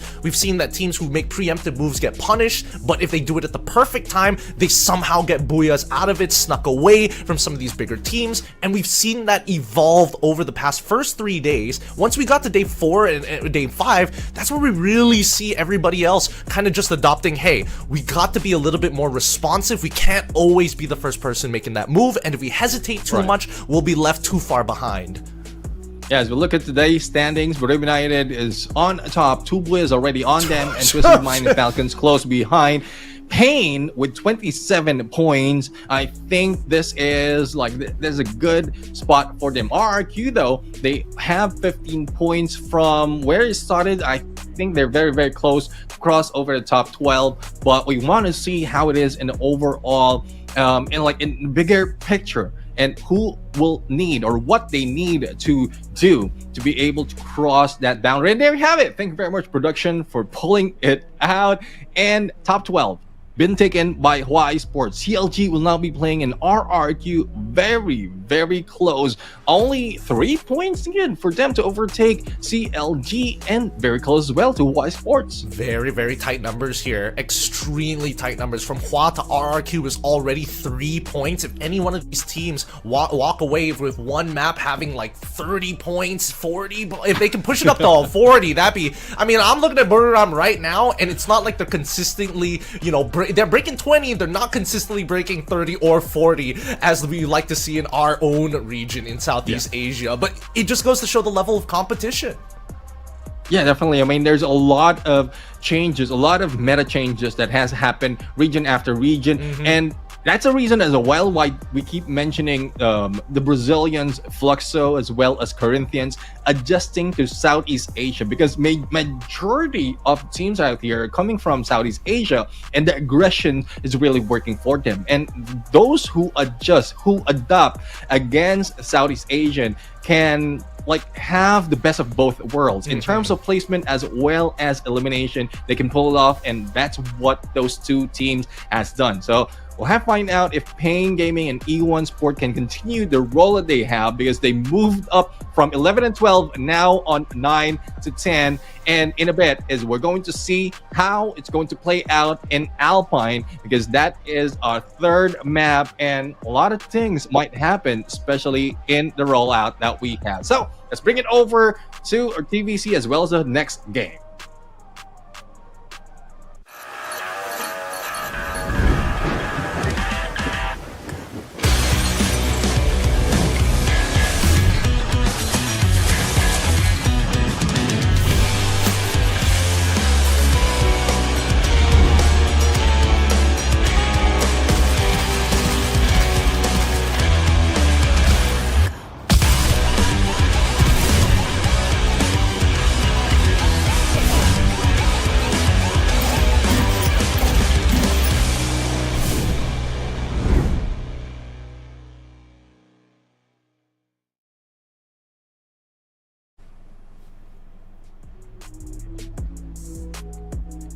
So, for our next map, Neptune, do you have any expectations? Because I know we know Southeast Asian teams, but we also know that Brazil, Latam, Chile, all of these countries coming in from Latam, they're kind of nuts at adapting, and so far they've always shown that even when you think that a Southeast Asian team is so close at grasping it, they can steal it away just as quick. Yeah, I mean, most of the teams, especially from Group A and C, has like the top 4 has been coming from Southeast Asia. As we look at top 3 right now, it's WAG, Twisted Mind, as well as Team Falcon. So we'll have to see how Latam and Brazil will be able to change things right now, because we are ready to head into the Alpine. So let's bring it over to our host to introduce this map.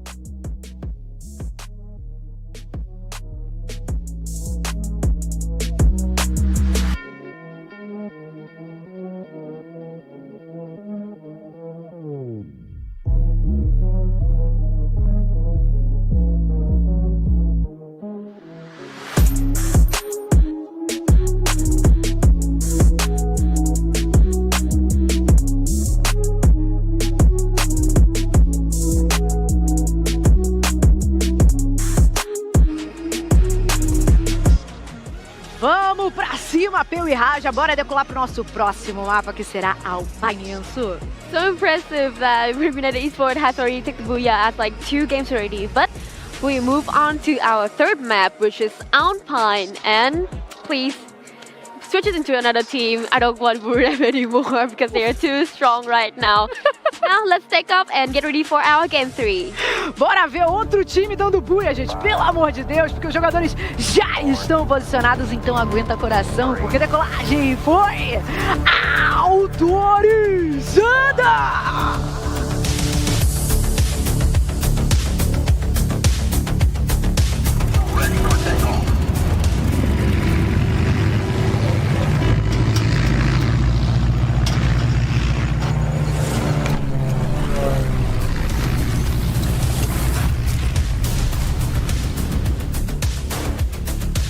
Third map of the tour here. We're going to be heading on to the high heights of Alpine. You're not going to have as big as a body count as Alpine right now because it's a dangerous mountain to climb with 12 teams all looking for that top spot. And you heard it from Yunsu herself. Yep. They just want anybody but Buriram to win this next map. Stop the domination.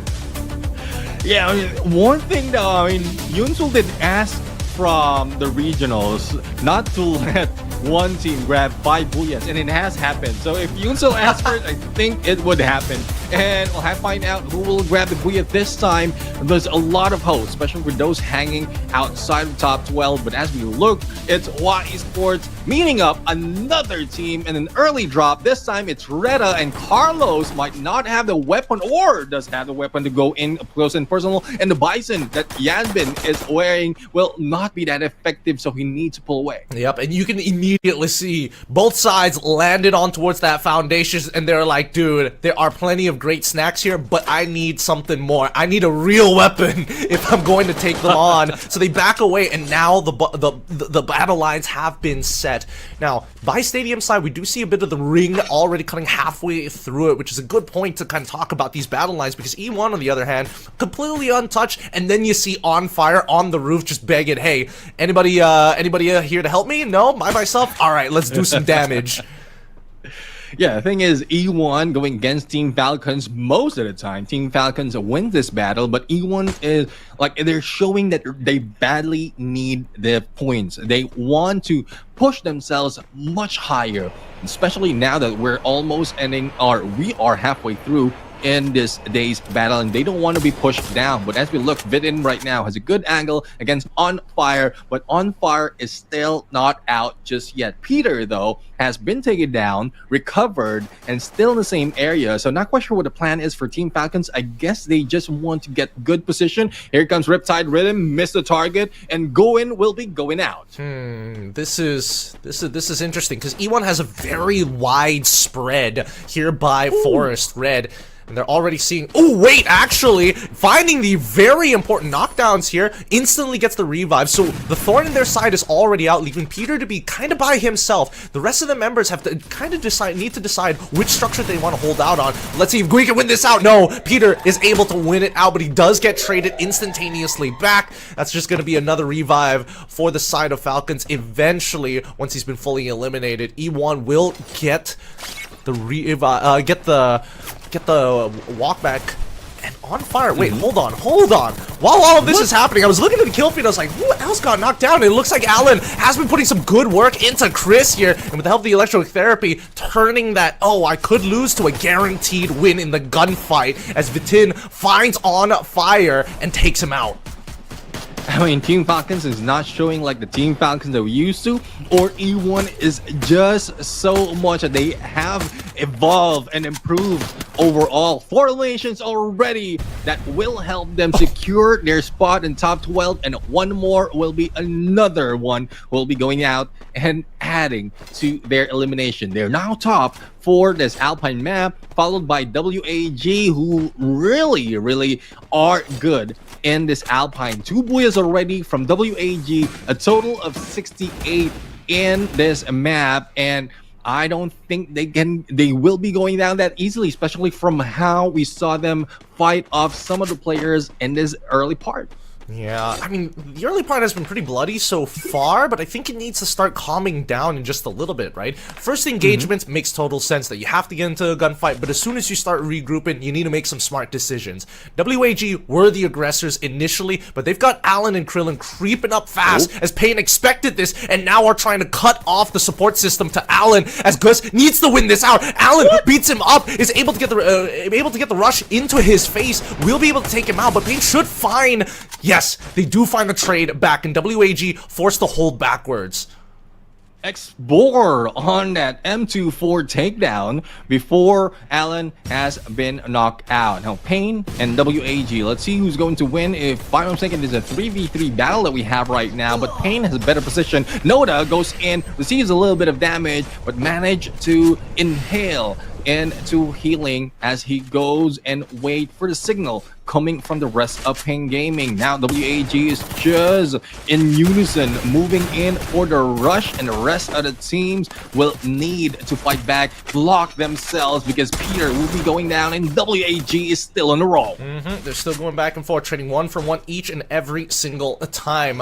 While this is happening, Reda is able to get a couple of revives as they want to get involved into the middle of this fight between these two teams. Noda taking the shots. Krillin able to beat him out with the help of Cyrus. Again, the electrotherapy does not care about these walls. You just got to be in close proximity as the Riptide Rhythm to shake things up coming in from Reda to disrupt the revives here. Motovia, he's going to actually try and takes out Lobzil easily as well, but ends up getting traded backwards. This has gone so badly, all because of a single man coming into grief. WAG win Vantage and now get to walk in from the blue for free. Yeah, they get to walk in, they get to grab 9 elimination, and they look like the kings of Alpine at this point. The reign that they have in here, 2 boys overall, even beating Twisted Mind, the Falcons, and Brave United. WAG is a different monster as we look at them, comparing them from the regionals. But Twisted Mind, the aggressor, will beat Twisted Mind against 6 Karma, who's not doing well, but the spread is looking like a good shot for 6 Karma to fire back. Explosive goes down, and Bad will be taking that one. But they pulled out from that approach, and this might be the advantage that Twisted Mind can take over. Oh, Potro goes down first as Diamond is the next to fall. Nameless takes out Potro entirely, and finally, that should be a quick shutdown here. Twisted Mind's getting blasted by the hand cannon itself. A double barrel shotgun was their kryptonite.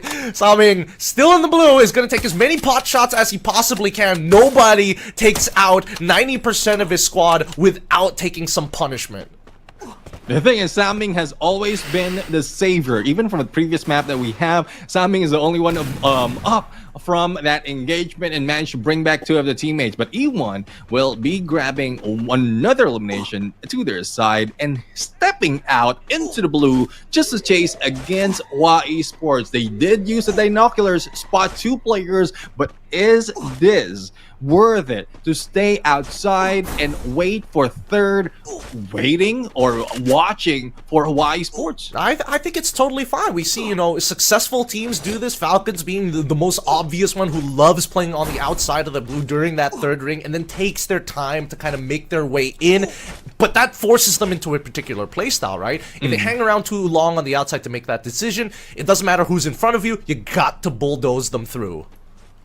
Now let's see if Saming will be able to bulldoze against Pain Gaming after the battle against 6 Karma, but the pinch against him is not looking good. He will find a vending machine that has been taken by 6 Karma already, and Pain is just blocking him in any approach. And there goes the recovery of 2 players coming from 6 Karma, but Pain has already stepped into the picture, and Bad might be getting it bad. Then Saming will just have to wait and see. Wait, where's the rest of Pain Gaming's members here? I do see Noda. He could have walked on in and to look for more resources and left his brother out there, but looks like instead, let's quickly cut on over to E1 Falcons. This is round 2. They had an early engagement before, and immediately they have Gwyn already on his knees. Vidin9 is going to be the next to fall here. XP is on the outside. Quickly with a pocket mark. Is he going to purchase a revive here? Yup, he's going to purchase a full revive for his squad. Gwyn and Vidin9 is going to be coming back real soon. But in that meantime, you can see that both Falcons as well as E1, they are not letting this go. I mean, that is the longest, if I'm not mistaken, the longest fight that we've seen at edge after edge of each phase, and Team Falcons not looking like the Falcons that we used to. And there you have it. We have Twisted Mind eliminated on 11. It's not looking good for them, but there's still pressure. They're still on top 3. And as we look at E1, only Vidin XP is remaining and might not be for long, as Team Falcons has grabbed and fed from those elimination. Team Falcons 7 elimination already. Pain will be recovering some of their teammates, but there's no sight of E1 just yet. And that's payback for the early engagement here. We do cut back to Pain Peter XL.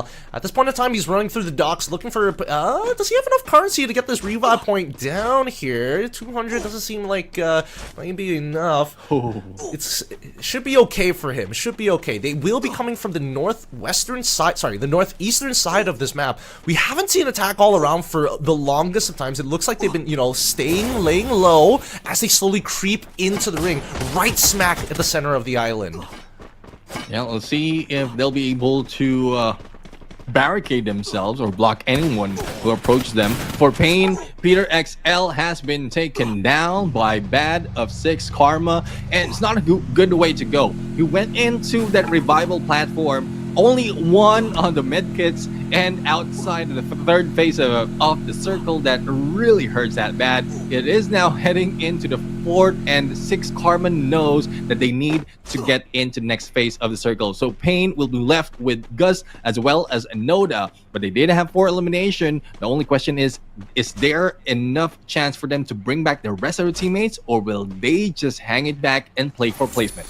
Oh, it's really hard to say, right? It really depends on the landscape, how many resources are still on the map. If there's a good POI on the map to get a full revive, that'd be nice, but most of these teams, no, they're hovering around these POIs in hopes that, you know, they find these stragglers walking by for free elimination points. And now with the UAV being sent out by WAG, it's going to reveal the positions of attack all around. It might just clip the edge of 6K as well. With all that information, you can see that WAG pulls back to the shack on the eastern side, and they can hold their position if they want to, but they also can they look just over the hill? They can't really. They can push up to the rock, but in the meantime, let's quickly cut on over here by 6K and as well as attack all around, because attack all around need to make a choice right now. Yeah, I mean, it's get into the open against WAG or fight against 6 Karma, which is not working for them because they're losing a lot of HP, so they had to use that launch pod, but they lost one of the players. Cooker is down the ground, nowhere that they can recover him, and 6 Karma will just feed off from his going down. Now, Hua is now dealing with RRQ, but Hua says, no, we don't want to talk, we don't want to deal with you. RRQ will be left behind, only 1 point to their side, and they have a good chance in the next phase of the circle though. But on the other side, 6 Karma, despite of them being a full squad earlier, they have been eliminated.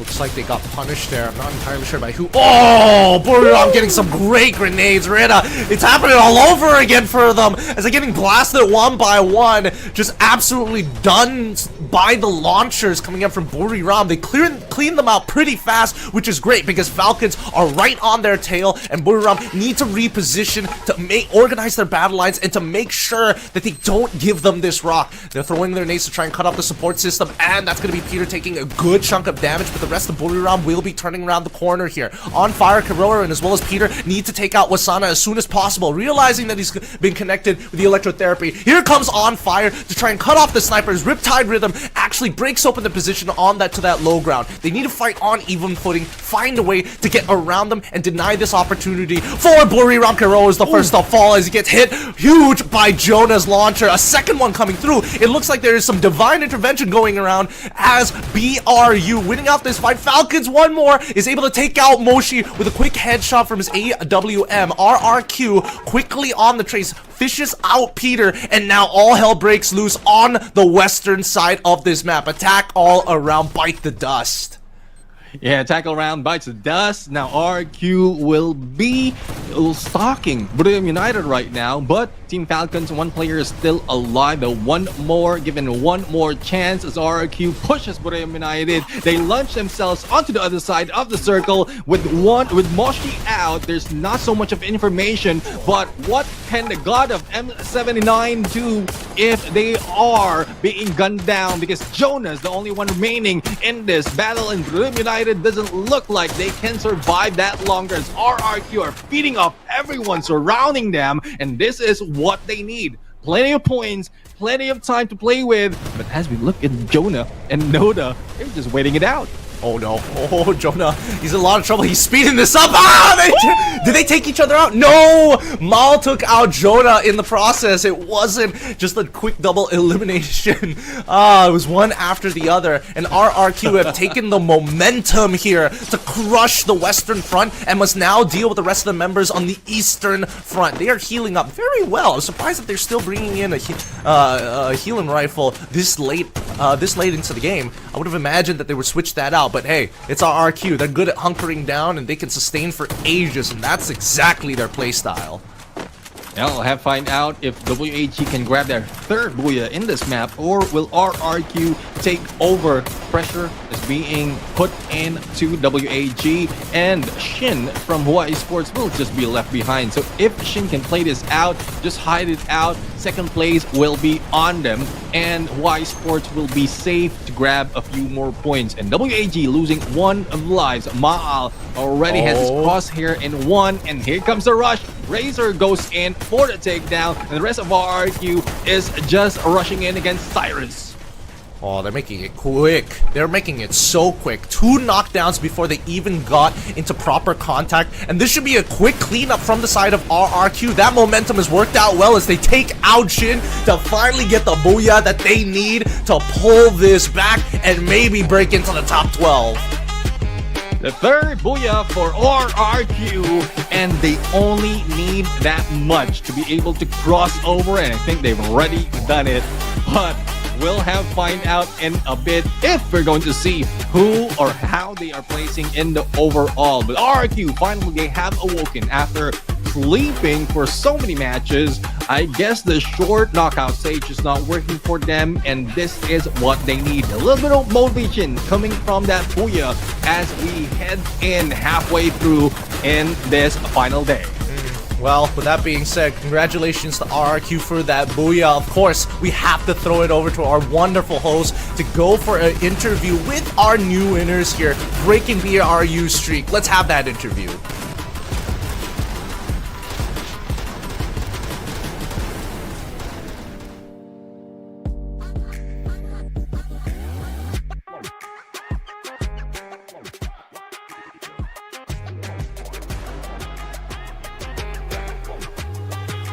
O dia de hoje está muito disputado. RRQ Kazu vai vir aí para entrar nessa disputa porque não querem ficar de fora da grande final. Então vamos trocar uma ideia com eles e ver o que eles têm a dizer a respeito disso? Yusu, please. Thank you, Carol. So first of all, congratulations to RRQ Kazu because they finally get their booyah on the match day today. So dudes, I think today RQ definitely got a chance to qualify, right? So, in order to describe your teammates, could you describe your teammates in 3 words for me?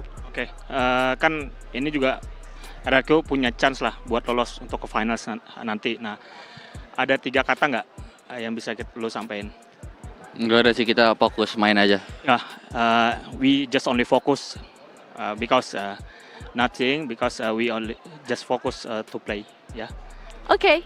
That's Ok, Yusu pediu para ele falar um pouco sobre o dia dele e descrever os jogadores em 3 palavras, mas a gente entende que às vezes a tradução pode ser um pouco diferente e ele simplesmente preferiu responder que de fato eles estão muito focados para conseguir essa vaga para a próxima fase, né, que é a fase de pontos, o que significa que eles estarão classificados para a final.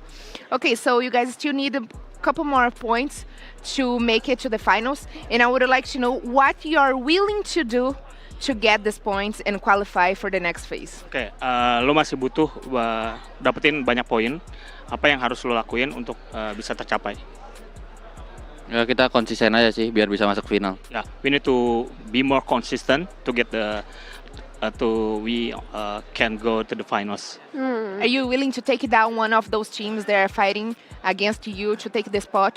Ya, lo mau ini nggak sampaikan apa ke tim lain untuk biar bisa nge-spot? Nggak ada apa-apa. Nothing, just general focus. Ok. Perguntei pra eles, assim, é o seguinte, eles ainda precisam de alguns pontos para se sentirem seguros na nossa tabela e o que eles estavam dispostos a fazer para conseguirem, de fato, esse lugar na fase aqui, para finalizar a fase classificatória e avançar para a próxima fase. Eles falaram que eles precisam ser mais consistentes, então eles entendem isso. E logo em seguida eu puxei, vocês estão dispostos a atrapalhar esses outros times que estão disputando com vocês essa última vaga da fase classificatória? E eles falaram que não. Estão tranquilos, estão fazendo o jogo deles. Enquanto isso, minha família, vamos acompanhando os melhores momentos, porque já tivemos 2 buias tailandeses nas mãos da Buriram e agora da RRQ Kazu.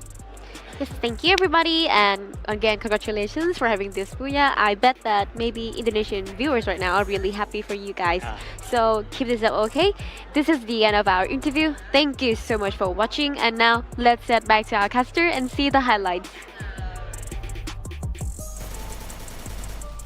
There we have it. We have Duts, right? I mean, the key word at that interview is just focus. Regardless of what's happening, whether it's them taking one team out of top 12, they just want to focus on their gameplay. Nothing else will bother them. They just want to grab the points, and the points has been grabbed, has been taken. Even the booyah has been taken against WAG, and I just love the comeback coming from RRQ. In a bit, we're going to see how much have they done, though we are looking at 19 points coming from them, but will that bring them across the top 12 spot, and who will be pushed down in the overall standing? You know, considering everything that's happened, I really thought that RRQ would have a lot more points than just 19. Like, at least break that 20 mark, right? If we're getting closer to 25, I feel a little bit more comfortable here, because that was such a huge momentum swing coming from that southern side, encapsulating the western, and even forcing WAG to like, hey, this is too hot of a zone for us, let's just peel back to the northern side and just keep on just poking down all the big name teams, Falcons, Buriram, United for an example, being the top tier targets. Yeah, definitely. I mean, there's a lot of potential really to be taken down, but RQ managed to survive, and well, that's one thing. When you're on, I would say, the end of the line, there's a huge potential that you can bring out, like, it's like an adrenaline rush. And that is what RRQ has felt. They really need to put in so much, thus they just hyper-focus in grabbing so much points, elimination towards the end, and it's just towards the end. Because halfway through, all they have to, all they're doing is avoiding such engagement, thus not so much of elimination compared to what we've seen from WAG in terms of points. For sure. Interesting. Ooh. Oh, wait a minute. Huh. Now, I thought Twisted Minds was the 2-2 team, but it looks like they've got a bit of a 2-2 setup of their own. Each person having a electrotherapy of their own to ensure that their rushers can do their job.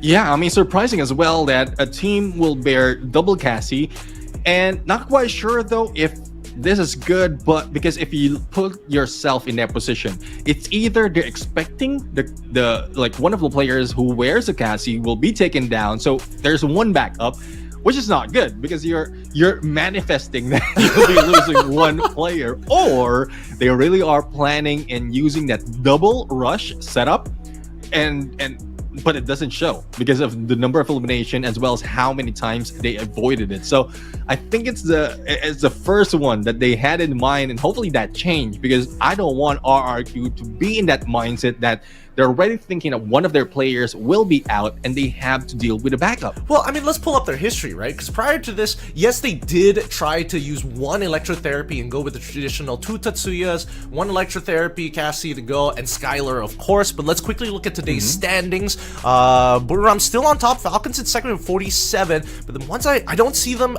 there they are, 5th place, 34 points to their names, 1 point just behind Twisted Minds. Their overall day standings is looking much better compared to some of their previous days, especially day number 3, but if they want to hit their average, they're going to need to end the day roughly around 50 to 60 points.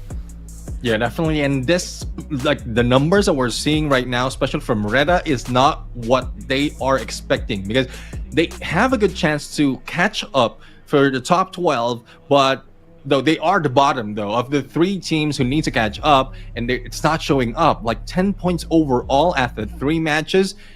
They are starting it well, but the moment that a team, especially a tough team, jumps into the compound, they're just wiped out quickly. And we've seen that twice for the team from Reda. I mean, they fight back from afar, or they fight from afar, get knockdowns, but not so much of a finisher. Thus, they're losing out on the points. Well, I mean, if we're talking about, you know, people who are able to finding a couple of finishers, but then unable to kind of close it out, I got to point attention to E1 because, again, they were up against Falcons and they won the first engagement, lost the second engagement, was tried to recover, never found their footing afterwards, in comparison to Falcons, who found their footing after losing the first engagement, winning the second engagement, but then goes into the blender storm of fighting Buriram and everybody else around them.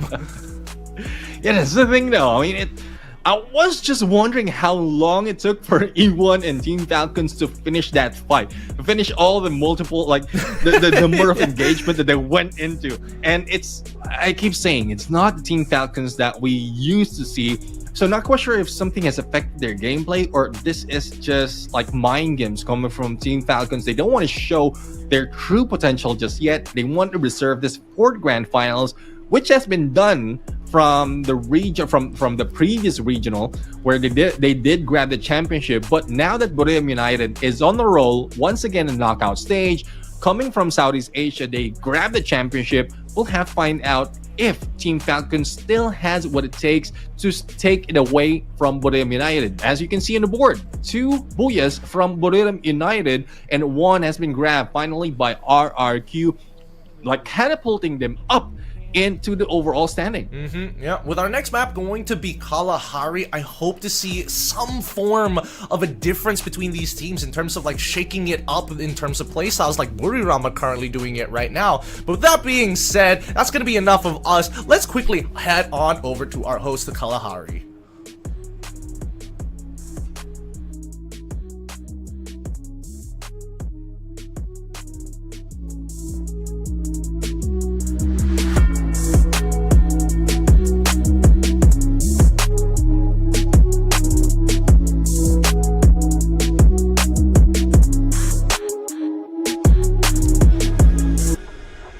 Assim seja, Raja. Bora decolar para Kalahari, o mapa mais quente e árido do nosso Free Fire Sul. And this will be our map 4, Kalahari, and we're almost coming to an end of this show today.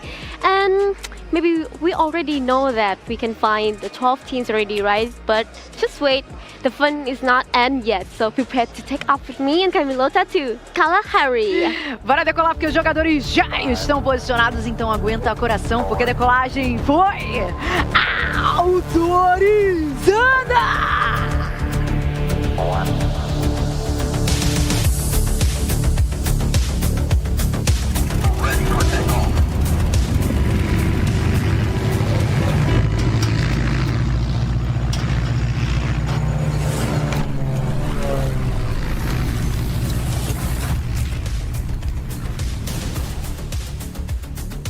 we know the battle has been heated up and the map will not change that. The heat will continue in the desert lands of Kalahari, as this is where Bermuda United has reigned with 3 booyahs, followed by Twisted Mind, and then attack all around. But the question is, will attack around fight back? Because so far, in most of the instances that we've seen for the previous map, they are failing, and a lot of potential that can be put in by those in the bottom half of the top 12. Right now, all eyes are going to be looking towards the center of this map. We've already seen a bit of a skewed flight path towards the northeastern side, and immediately Hua losing one of their members and going up against Reda once again. These two teams cannot seem to get their hands off of each other's. Next one falls. Vidalo already finds Poppy, looking for one more here. Shin and Death have to work together as Death finds one. Eliminating one seems great, but it has to be fast. Close range weapons on both sides. Vectors akimbo. Death trying to pick up Yanbin as Carlos needs to deny, but he's looking towards Shin's side, distracted by it. Vidalo is gonna run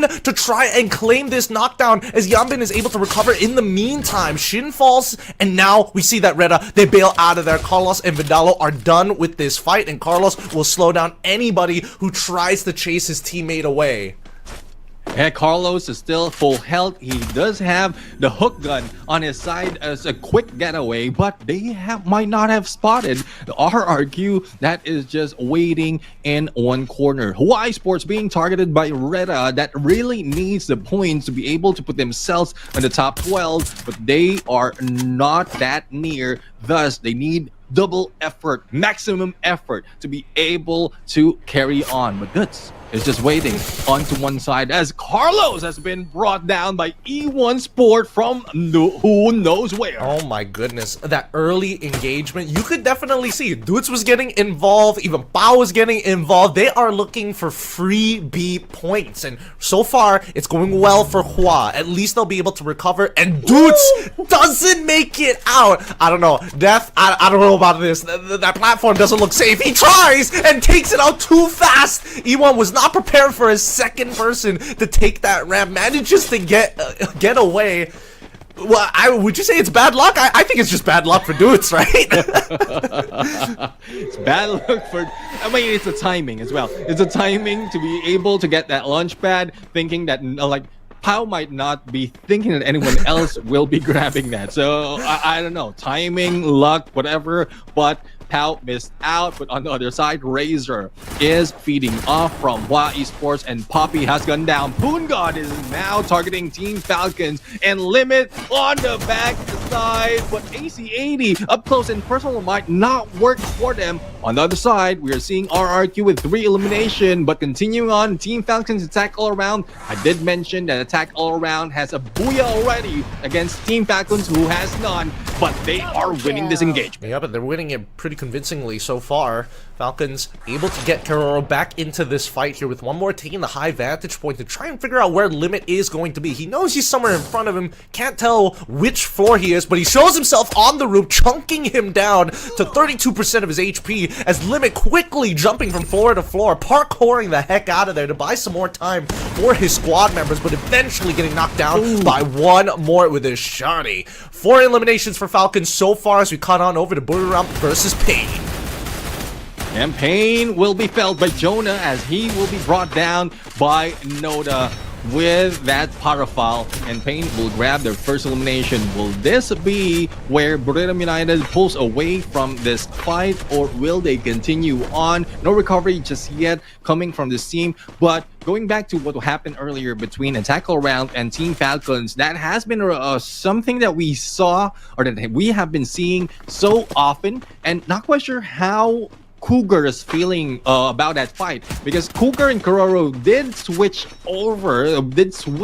places or trade places in terms of team, and like Attack All Around is in losing end in terms of that engagement. But speaking of engagement, Allen up close, missing the shot against Diamond, but finally lands it. Twisted Minds and WAG by Mammoth's side. Diamond is going to be the first to fall here, which is great for WAG, because with their man advantage, you could really see how Allen and Cyrus are going to be very fearless in taking on the rest of the members of Twisted Minds. Speaking of which, the revive does come down through for them. Same goes for BRU, as E1 finally catching up up to Hua, as they've already marked them for death, so it only makes sense that they would continue the chase. But where's Krillin right now? Is he looking for stragglers here? As he's taken an off angle, it's pretty good because he can still look at the top bones where Twisted Minds usually likes to play anyways. Yeah, the thing is, we still have Saming, who's more on information or gatherer for the team, and Alan will be taking down Saming on a Trogon. Surprising mix, but let's see against Cyrus, will he win? That made him pull the glue wall for the side of Cyrus, but Saming has been taken down, and Trogon doesn't work well for Saming at this point, so it's time for him to switch back to Sniper. But the rest of the teams, where are they right now? They didn't put up so much of a fight in that engagement. Yeah, it looks like this is going to be an uncontested fight between Twisted Minds and WAG, right? We can only assume that WAG would prefer staying on the outside, while Twisted Minds is a little bit more flexible when it comes down to the zones. In the meantime, though, they do need to get a higher position, because right now, it's a little too hard to fight them from the high ground. Now, we cut back to Falcons as they're taking on BRU, and they're going all in for this fight by around the Arsenal. And this is a rivalry that has been happening ever since last year of the regionals, and Bermuda United will need to win this fight just to show that they have what it takes to take down Team Falcons. Peter has been taken out, Wasana has been knocked down with a sniper. Point blank, and Team Falcons seems like they're winning it. They have pushed Bermuda United away from this compound, but I don't think Team Falcons will let this go. They want to take down Bermuda United, and on fire is hot to chase. Moshi will be going down, leaving one behind. Oh man, WAG looks like they got eliminated down by Mammoth's side. Don't know whether Twisted Minds have suffered major casualties or whether or not. Oh wait, no, it's Retta. Retta has been cleaning them all up here, as well as Pain. It looks like Twisted Minds were not able to get out of the area, and Retta now going with a full engagement against Pain at this point of time by Mammoth's side, replacing the two Titans that were here earlier.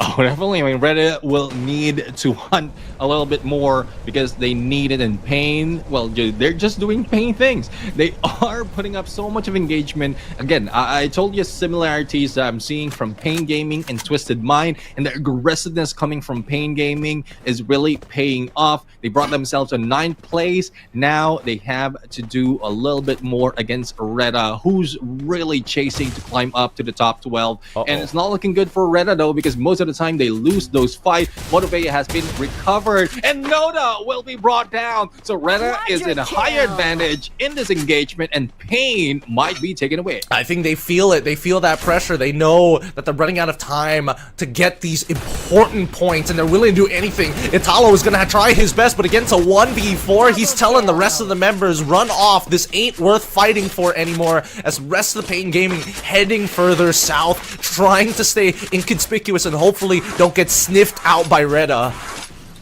I'll see if Retta can sniff out Gus at this point, as well as Motivea. And Gus will be not taken out. He pulls out the portal go in the nick of time and managed to regroup with Motivea. Now Retta is on the chase, and the rest of the teams are just opening up the other angle. But E1 will be seeing Pain Gaming, and if I'm thinking they have been eliminated now. Twisted Mind on their crosshairs. Only one remains. It is Nameless, and he might be lifeless after this fight. And there we go. Oh, with Nameless gone, I don't see the squads going down anytime soon, so it looks like we might have another straggler from Twisted Mind somewhere else. But let's quickly look at the current position of Retta. After hurting Pain, 6K is the next to challenge them on the top of this Mount of Mammoth. And so far, I mean, oh my god, this could be the flank of lifetime. This could be, and he's holding the correct weapon. Oh my goodness, get a headshot and make the crowd go wild. I'll have to find out if he can make that headshot, especially in the angle that he has potential to do so. And 6 Karma just took the ridge and probably away from Lopez, because they know that that is something that they don't want to deal with. But on the other side, we're seeing a few more players hanging outside of the blue. Not a place that you want to be in, but now that they are closing into the second, or from the second to the third phase of a circle, pushing down the shift is not looking good for most of the team. Hey, yo, I don't know. The algorithm's starting to feel prehistoric. It keeps on circling around Mammoth. This is not looking good for every other team. 6K is probably thinking, man, this kind of blows. You know, we were hoping the ring would pull towards the northern side so that Reda had no choice but to come out. Now Reda doesn't even have to move. They're sitting by the bone, sitting by the canyon side. They don't have to move whatsoever and attack all around coming in from the northwestern side of Mammoth. 6K will have to deal with them first. Yeah, they have to deal with them, and well, let's see who will be jumping on who, as Reda and 6K are just on a standstill right now, and the rest of the teams will be moving in. So Reda needs a better position. I've seen that they have a lot of snipers on them, whether it's a Woodpecker, the M82B, but they don't have the position. So I guess they will be letting go of the top of those bones just to buy some time or get a better look of where the next phase will be heading. But E1 might have beaten them already and spotted them onto the side, and good approach, good rotation by E1, but no conversion just yet. Yeah, no conversion just yet, but if we really think about E1's position, I don't think it's actually that great, unless it kind of expands deeper towards the revival point. I don't think they have much natural structure once that blue kind of pushes them in, right? They're just going to be sitting behind these boxes and, more importantly, the transport canisters. But if any other teams start coming from that eastern side, they're not going to have much choice in terms of where they can retreat or look to maybe set up a revive play. Yeah, we'll have to see on how they're going to approach this. But everyone looks like is on a standstill. We did see earlier Bermuda United take down a couple of players from Twisted Mind, or make, let's say, Jonah. With that M79 take down 2 players from Twisted Mind and now being recovered, but we don't see them in our visuals just yet. But Y Sports feeling a few of those engagement, not only from Team Falcons, but also from 6 Karma, who's way up above.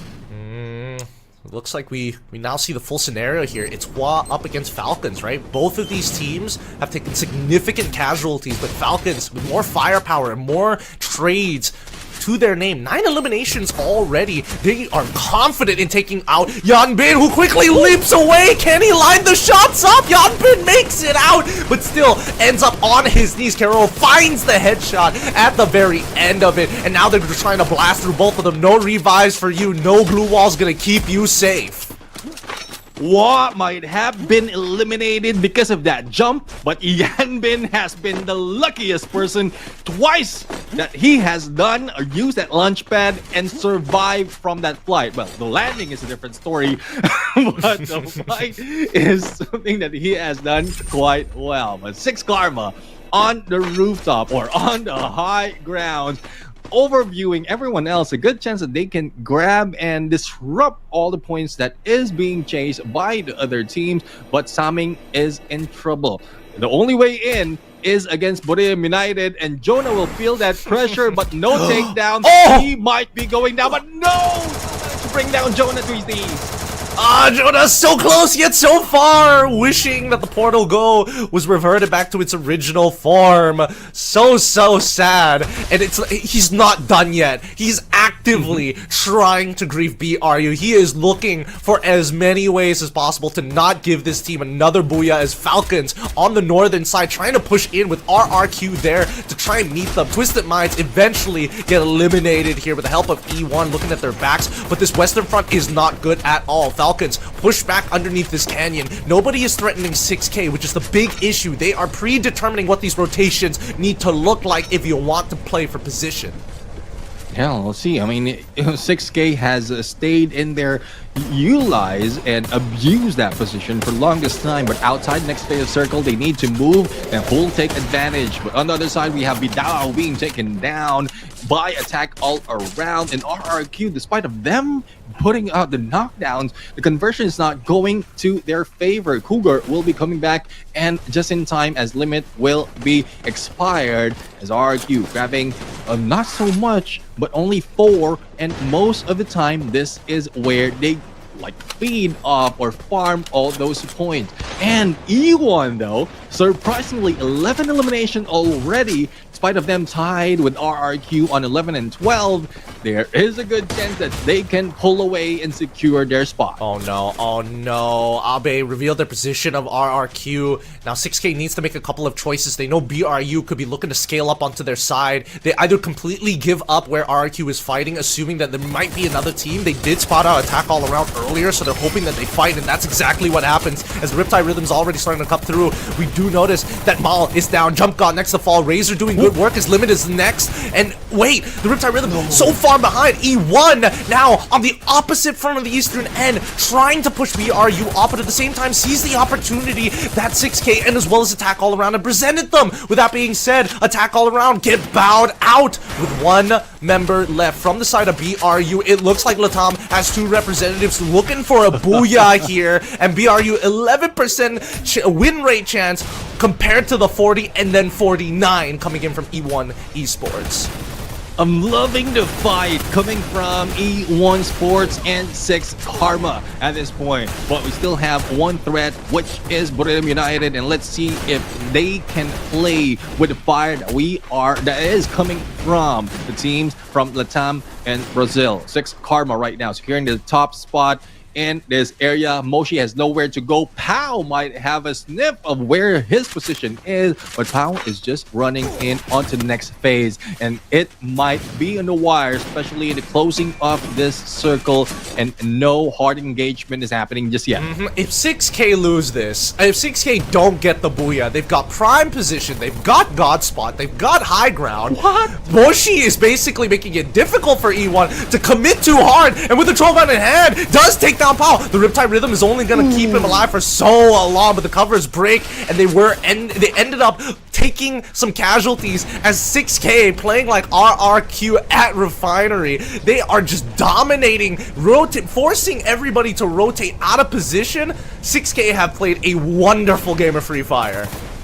Dude, this is it. 6 Karma can secure this booyah. They played high ground the longest time. They played it to perfection, grabbing the first booyah in this competition. And 6 Karma is not out just yet, despite of their position in the overall standings. This is what we call a fighting spirit coming from this team from Mexico. Yep, I gotta give it to them. I really thought that we might not be able to see them get a booyah, but the way that they did it really goes to show that they really strive at finding good spots on the map and applying enough pressure to force teams to either take casualties or take an really awkward path in their rotation. Really, truly well done to 6 Karma. They played a wonderful game. Yeah, I mean, they even outpositioned most of the top teams, or the top teams in this competition. But the final battle, we've seen this before. We've called it already, even before it ends, because 6 Karma really has brought in so much in this fight. So let's hear from 6 Karma.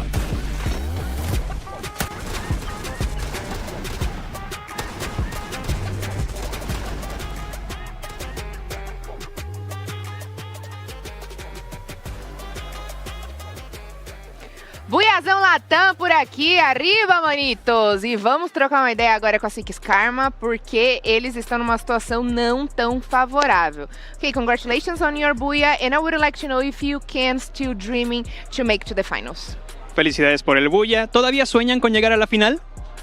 Ahora en estos momentos ya está muy difícil llegar a la final.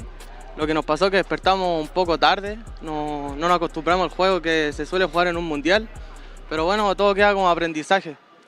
Y ya es muy tarde para poder soñar con esa final.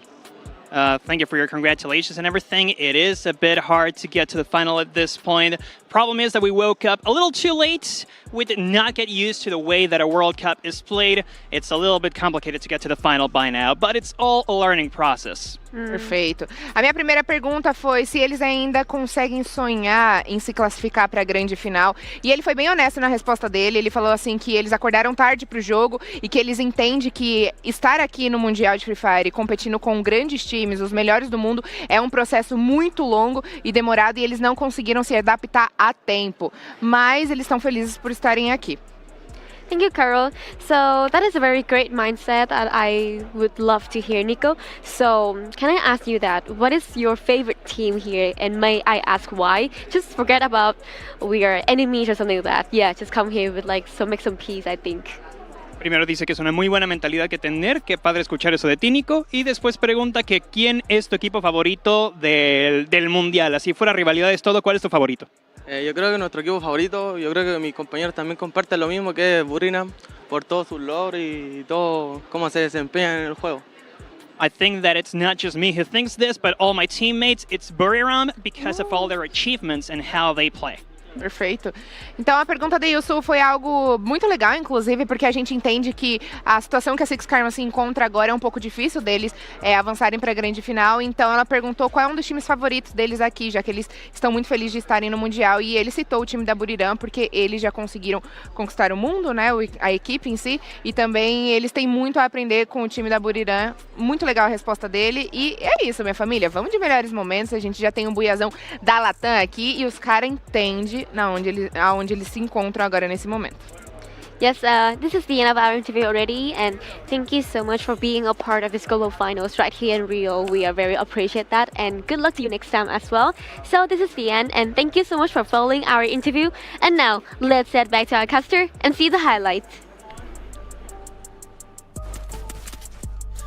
Once again, lovely interview. Good to get the perspective coming in from the boys at Six Karma. They all appreciate BRU as expected, but at the same time, it just goes to show that here at the global finals, you're expecting to fight against the best of the best. Some teams may not be up to par in every aspect of the game, but give them the right conditions and they can make magic happen.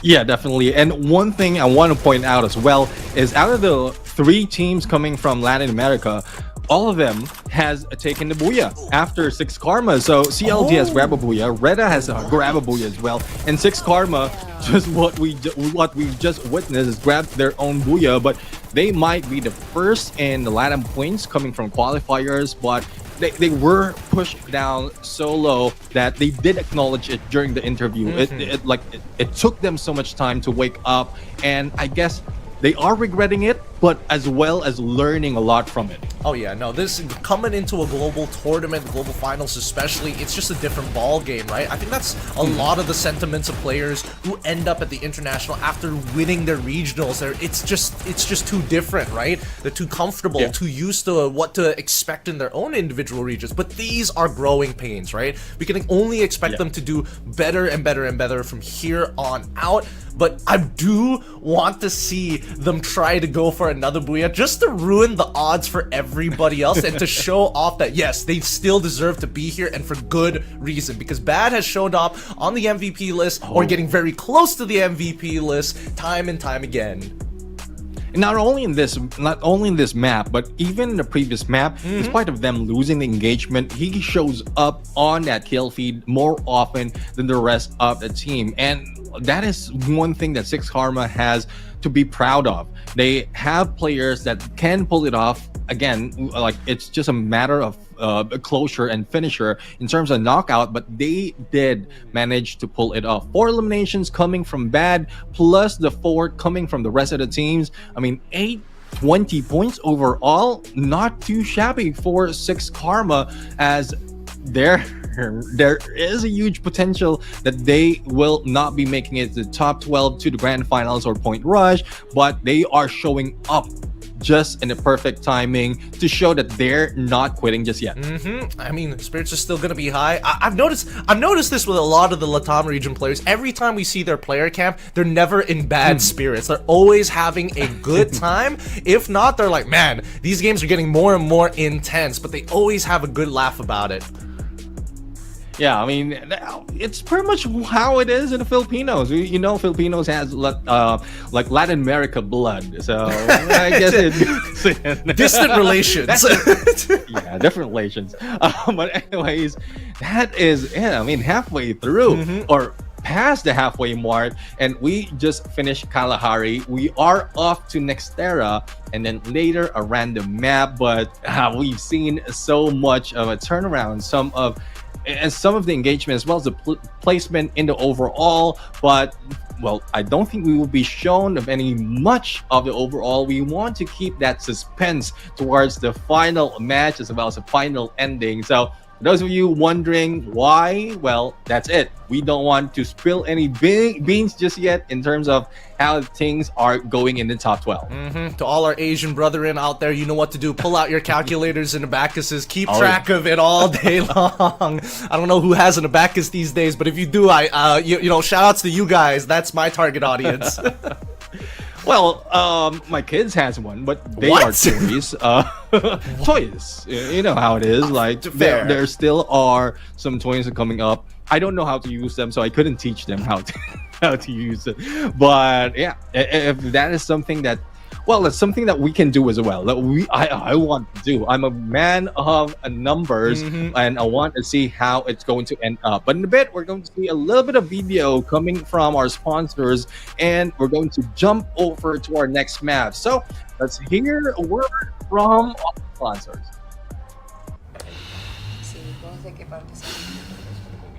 No está cerca del mar. Yo de aquí, Mira, tuve que pertenecer. del norte. Es una zona cerca del día, pero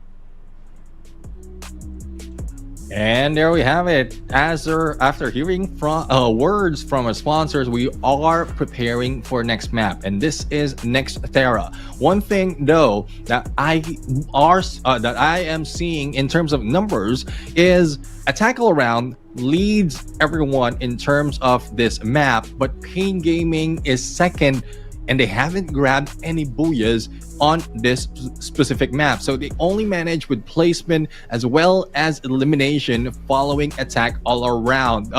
As we can see, we also have Bermuda United and Twisted Mind on the list because of the number of booyahs that they have. So in a bit, going to bring it over to our host to introduce this next map as well as the next battle.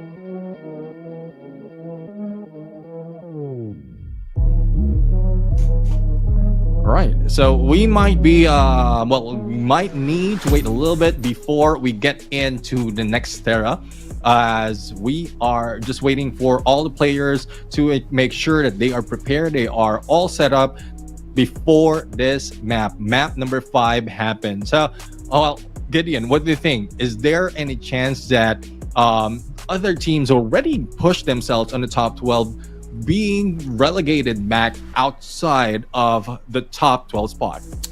It's honestly, it's really difficult to say, right? Because again, I would like to imagine that it has to deal with the compositions, the way that they have their setups, but with the most used characters being Tatsuya, Skylar, and as well as Cassie, it really isn't deranging outside of that. We haven't seen too many go for a 3 Tatsuya lineup as often as we did in the regionals compared to the global finals, and even so, among Southeast Asian players, I think it's all been kind of streamlined to the global finals as a means to an end. Even so, I still do think that these early engagements really play a large part of the game, maybe for like the first minute or so, but once you get into the 3rd minute onwards, I definitely think that the fighting needs to calm down, as majority of the players on the map will need to kind of either, you know, coming back from revives, they need to re-equip themselves, arsenals are going to be opening up soon, not to mention revival points. So definitely think that, you know, teams who do well in the early game can actually snowball out of control from mid to late, but most of the time it comes in phases, right? 2 big bursts that are going to happen within a game.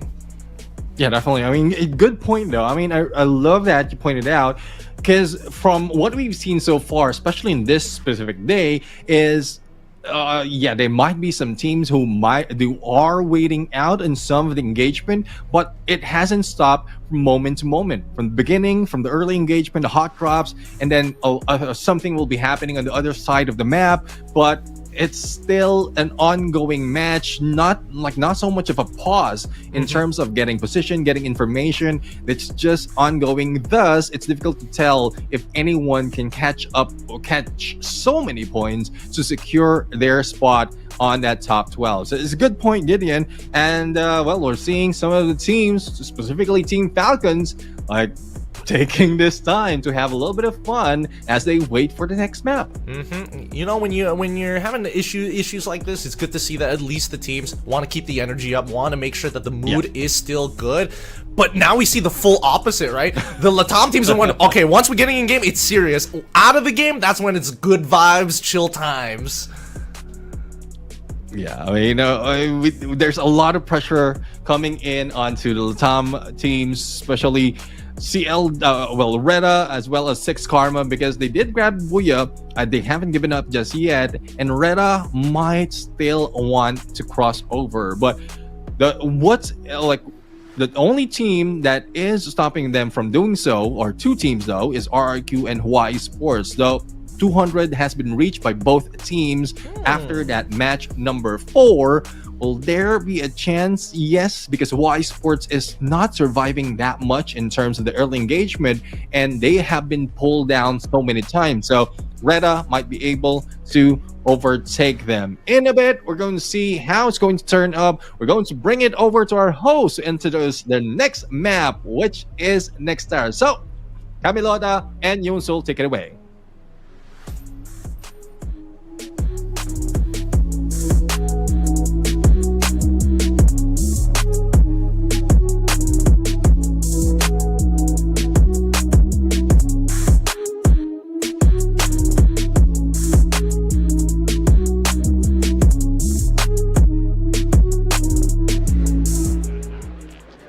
Vamos para a Nova Terra, o nosso próximo mapa, Yunsu.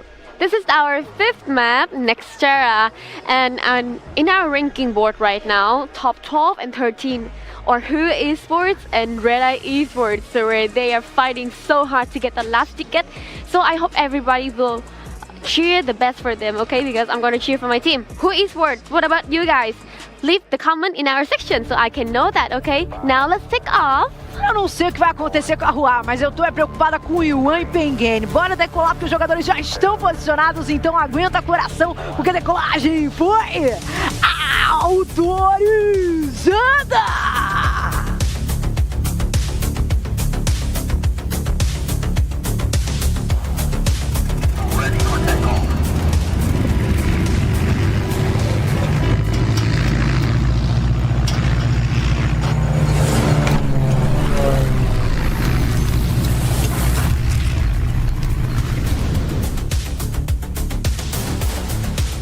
Most take a bullet to the head before they even set foot in the city of the future. Welcome to game number 5 here on day 6.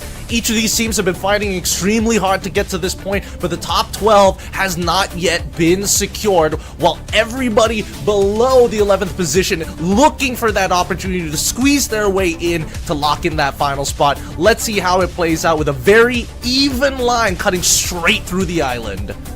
And speaking of looking, we are seeing Reda looking for YE Sports once again. They really want to take this team out and grab a few more points to put themselves on the top 12. But I don't think they can fight back that easily against YE Sports, as everyone from YE Sports is still alive. And Reda is the one receiving damage. Chris goes down with a Mag 7 coming from Yan Bin. And even Poppy is putting that much against Lopez XL. So Reda needs to pull away and recover, regroup before they fight against YE Sports again. Same story, different map. Reda and Hua have been at each other's throats, but this has been a very fast execution coming in from Hua's side. Now, Reda was able to get a revive down just before he got shot at, and Vidalo, he has to buy as much time as possible here for his squad members to look for currency. Takes out Shin, luckily. Yanbin should be able to clean this up in the back 7, but it looks like Vidalo, he's taking the 2 for 1. Oh man, that's enough. He's done enough. He was able to take out Yanbin just in the nick of time. Oh, the damage from this. It's gonna cost Hua. Let's see how much it does cost them, because it looks like they're sending one of their members out knowing that 6K and as well as WAG are up for grabs. Speaking of which, Hua notices something is going on here. Is 6K making some noise by Twin Bridge? Looks like they have to reroute their execution. Yeah, they need to reroute their rotation as well. But as we look in, WAG going in against YE Sports, they also found a few from 6 Karma. But we are looking at RRQ right now, 4 eliminations on their side, and they're still at it, chasing down against a tackle around Limit X7. Nowhere to go but to fight. E1 though going against Twisted Mind, and we're only seeing 2 players from Twisted Mind. No backup just yet. FGL being dealt with, and Nameless up close and personal against Veden 9. Make that go in as well, and E1 might be left out. Only Pow remains. Oh no. Oh no. It's not over just yet. The blender continues. Flames, glue wall, fire, and on fire. Looking to close out the rest of the members coming in from Twisted Minds. Looking for one more. X finds Xboxy, hops out of the window, gets Nameless as well with the Vec. Oh my goodness. That RRQ is going to be able to find some eliminations, but Falcons, holy cow, what a bulldoze. Yeah, I mean, in a 1v2 situation, the vector really worked for him, and Peter managed to grab 2 from that battle. On Fire did so an early part of that engagement. Well, let's see who else will be fighting against them. But Twisted Mind is not out just yet, as one of the players will be recovered. The same goes for WAG. Clinton will be back, but Team Falcons very close to YE Sports. This might be a fight that YE Sports doesn't want to take. Thus, they need to pull away. 6 Karma, Bad, will be in the horizon as well, but no angle for them to take. And in this fight, Limit X taking down Diamond, while the rest of Attack All Around is just running around. Again, Attack All Around, their biggest problem is taking too many casualties. They want to go back to their previous playstyle. Just keep it chill in the early game. Look for some picks. And then once mid-game comes around, start the gatekeep. I thought Poncho got out of there just in time, but no, still gets taken out. WAG are on fire right now. 9 eliminations. They're not the killer leaders just yet, but so far their eliminations coming on from the northern side of this map has been doing them wonders, and it's not like they're hunkering down. They are hunting for these stragglers.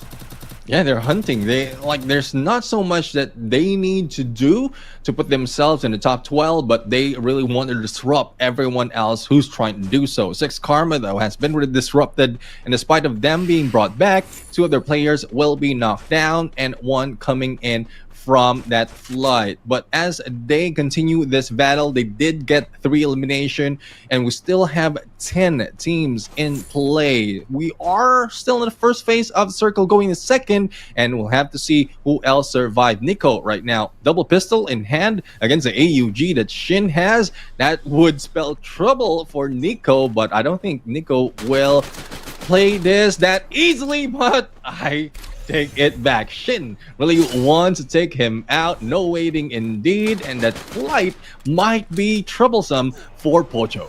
Yeah, I think the worst part about this all is that he's got the currency to get his members back up, and so they don't really mind here taking any kind of trades against 6K this early on. Death, no resources to work with, ends up going down to his knees, while Bad, hopefully he can actually escape and make it into the ring. He's got one of his members trying to stall them for as long as possible, and Hua just taking their time with this.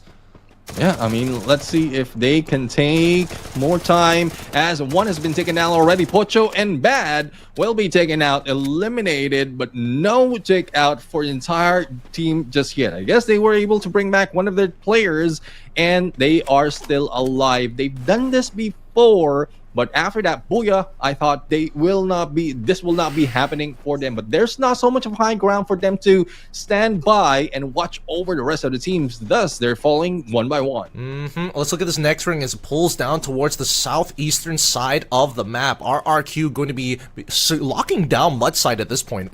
And it looks like they are marked for death. Not entirely sure by who, as we see 6K looking to hold by Zipway, Rusttown controlled by Attack All Around, and the rotations are going to be really interesting on this one, right? WAG, they basically farmed up, they've barely taken any casualties, but they're looking to fight all the outside teams, Twisted Minds, Falcons, and even Hua.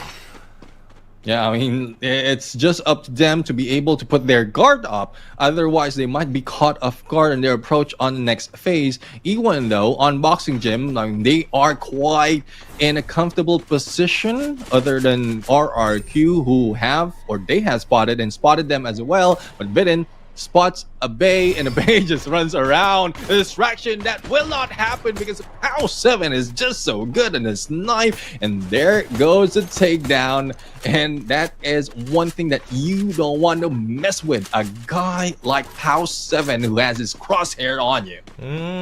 Yep, you don't want that guy locked on you just yet, but I mean, there are worse things. There are worse things. And right now, 6K, they don't mind just walking away from this. RRQ will have to face off against Attack All Around, who both identified this to be a pretty important structure or entire town to fight for. Now, RRQ, they've got a setup where they're all close together, so they don't have much coverage. And it looks like Attack All Around know exactly where they are. They're not making any sloppy movements. They're not just hesitating and going into this fight. But Attack All Around, they just need to find that first initial pick, and it's already come through.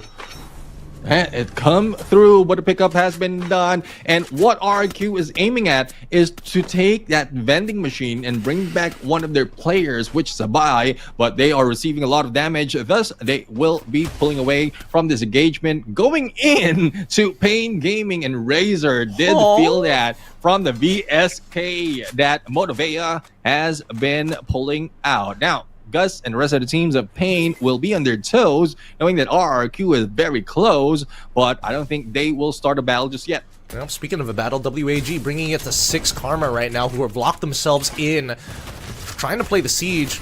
One way in, one way out, as they keep on— oh, what? That still connects him from the other side. Delax is down, and now WAG start flooding on in. They've split themselves up in 6A, looking for any means to escape. Gonna launch themselves out. Bad is still in the area. He could look to put some damage into WAG while they're going around, but he's opted to take the next structure. WAG, they're just scavengers right now. They're picking on weaker teams, and more importantly, teams who have a clear disadvantage. If they're a man down, perfect. If they're able to find a pick, perfect. WAG doing what they do best. And there goes Bad being spotted by Allen. This might be it. There you have it. The takedown by Allen and 6 Karma. After grabbing it, Booyah will be taken out. And Y Sports will be jumping in on the next phase of Circle. But Death will be dealing with Samming first before doing so. But with mine, even if outside of the blue, they have a good chance to spot out those jumping in. But WAG has beat most of them into the fray. In the edge of the next phase, waiting for anyone else to rush in. Death is knocking on Death's door. Oh, last member. I mean, Hua, they preemptively jumped into the middle there. Really, really unfortunate for Death. One bad choice from Hua. really hurts them. But at the same time, they are still walking away with 8 eliminations from the early game scuffles that they've had with some of the other teams. But let's see whether they get more positional points as the blue starts closing in. It is only the 3rd ring. It kind of hurts. 2 med kits left, but you just gotta pray an opportunity presents itself to get yourself out of there. Yeah, very close to the vending machine. He's just buying time to make sure that he has enough health before he runs in. But Twisted Mind will be there as well, and he needs to move around, but into the side of Team Falcons, nowhere to go. And wow, this might be it. Bye-bye for this game. No elimination just yet, if I'm not mistaken. Or have they been taken out? It looks like they have been taken out. It went from 9 squads to 8. Just didn't get the graphic to pop up in time.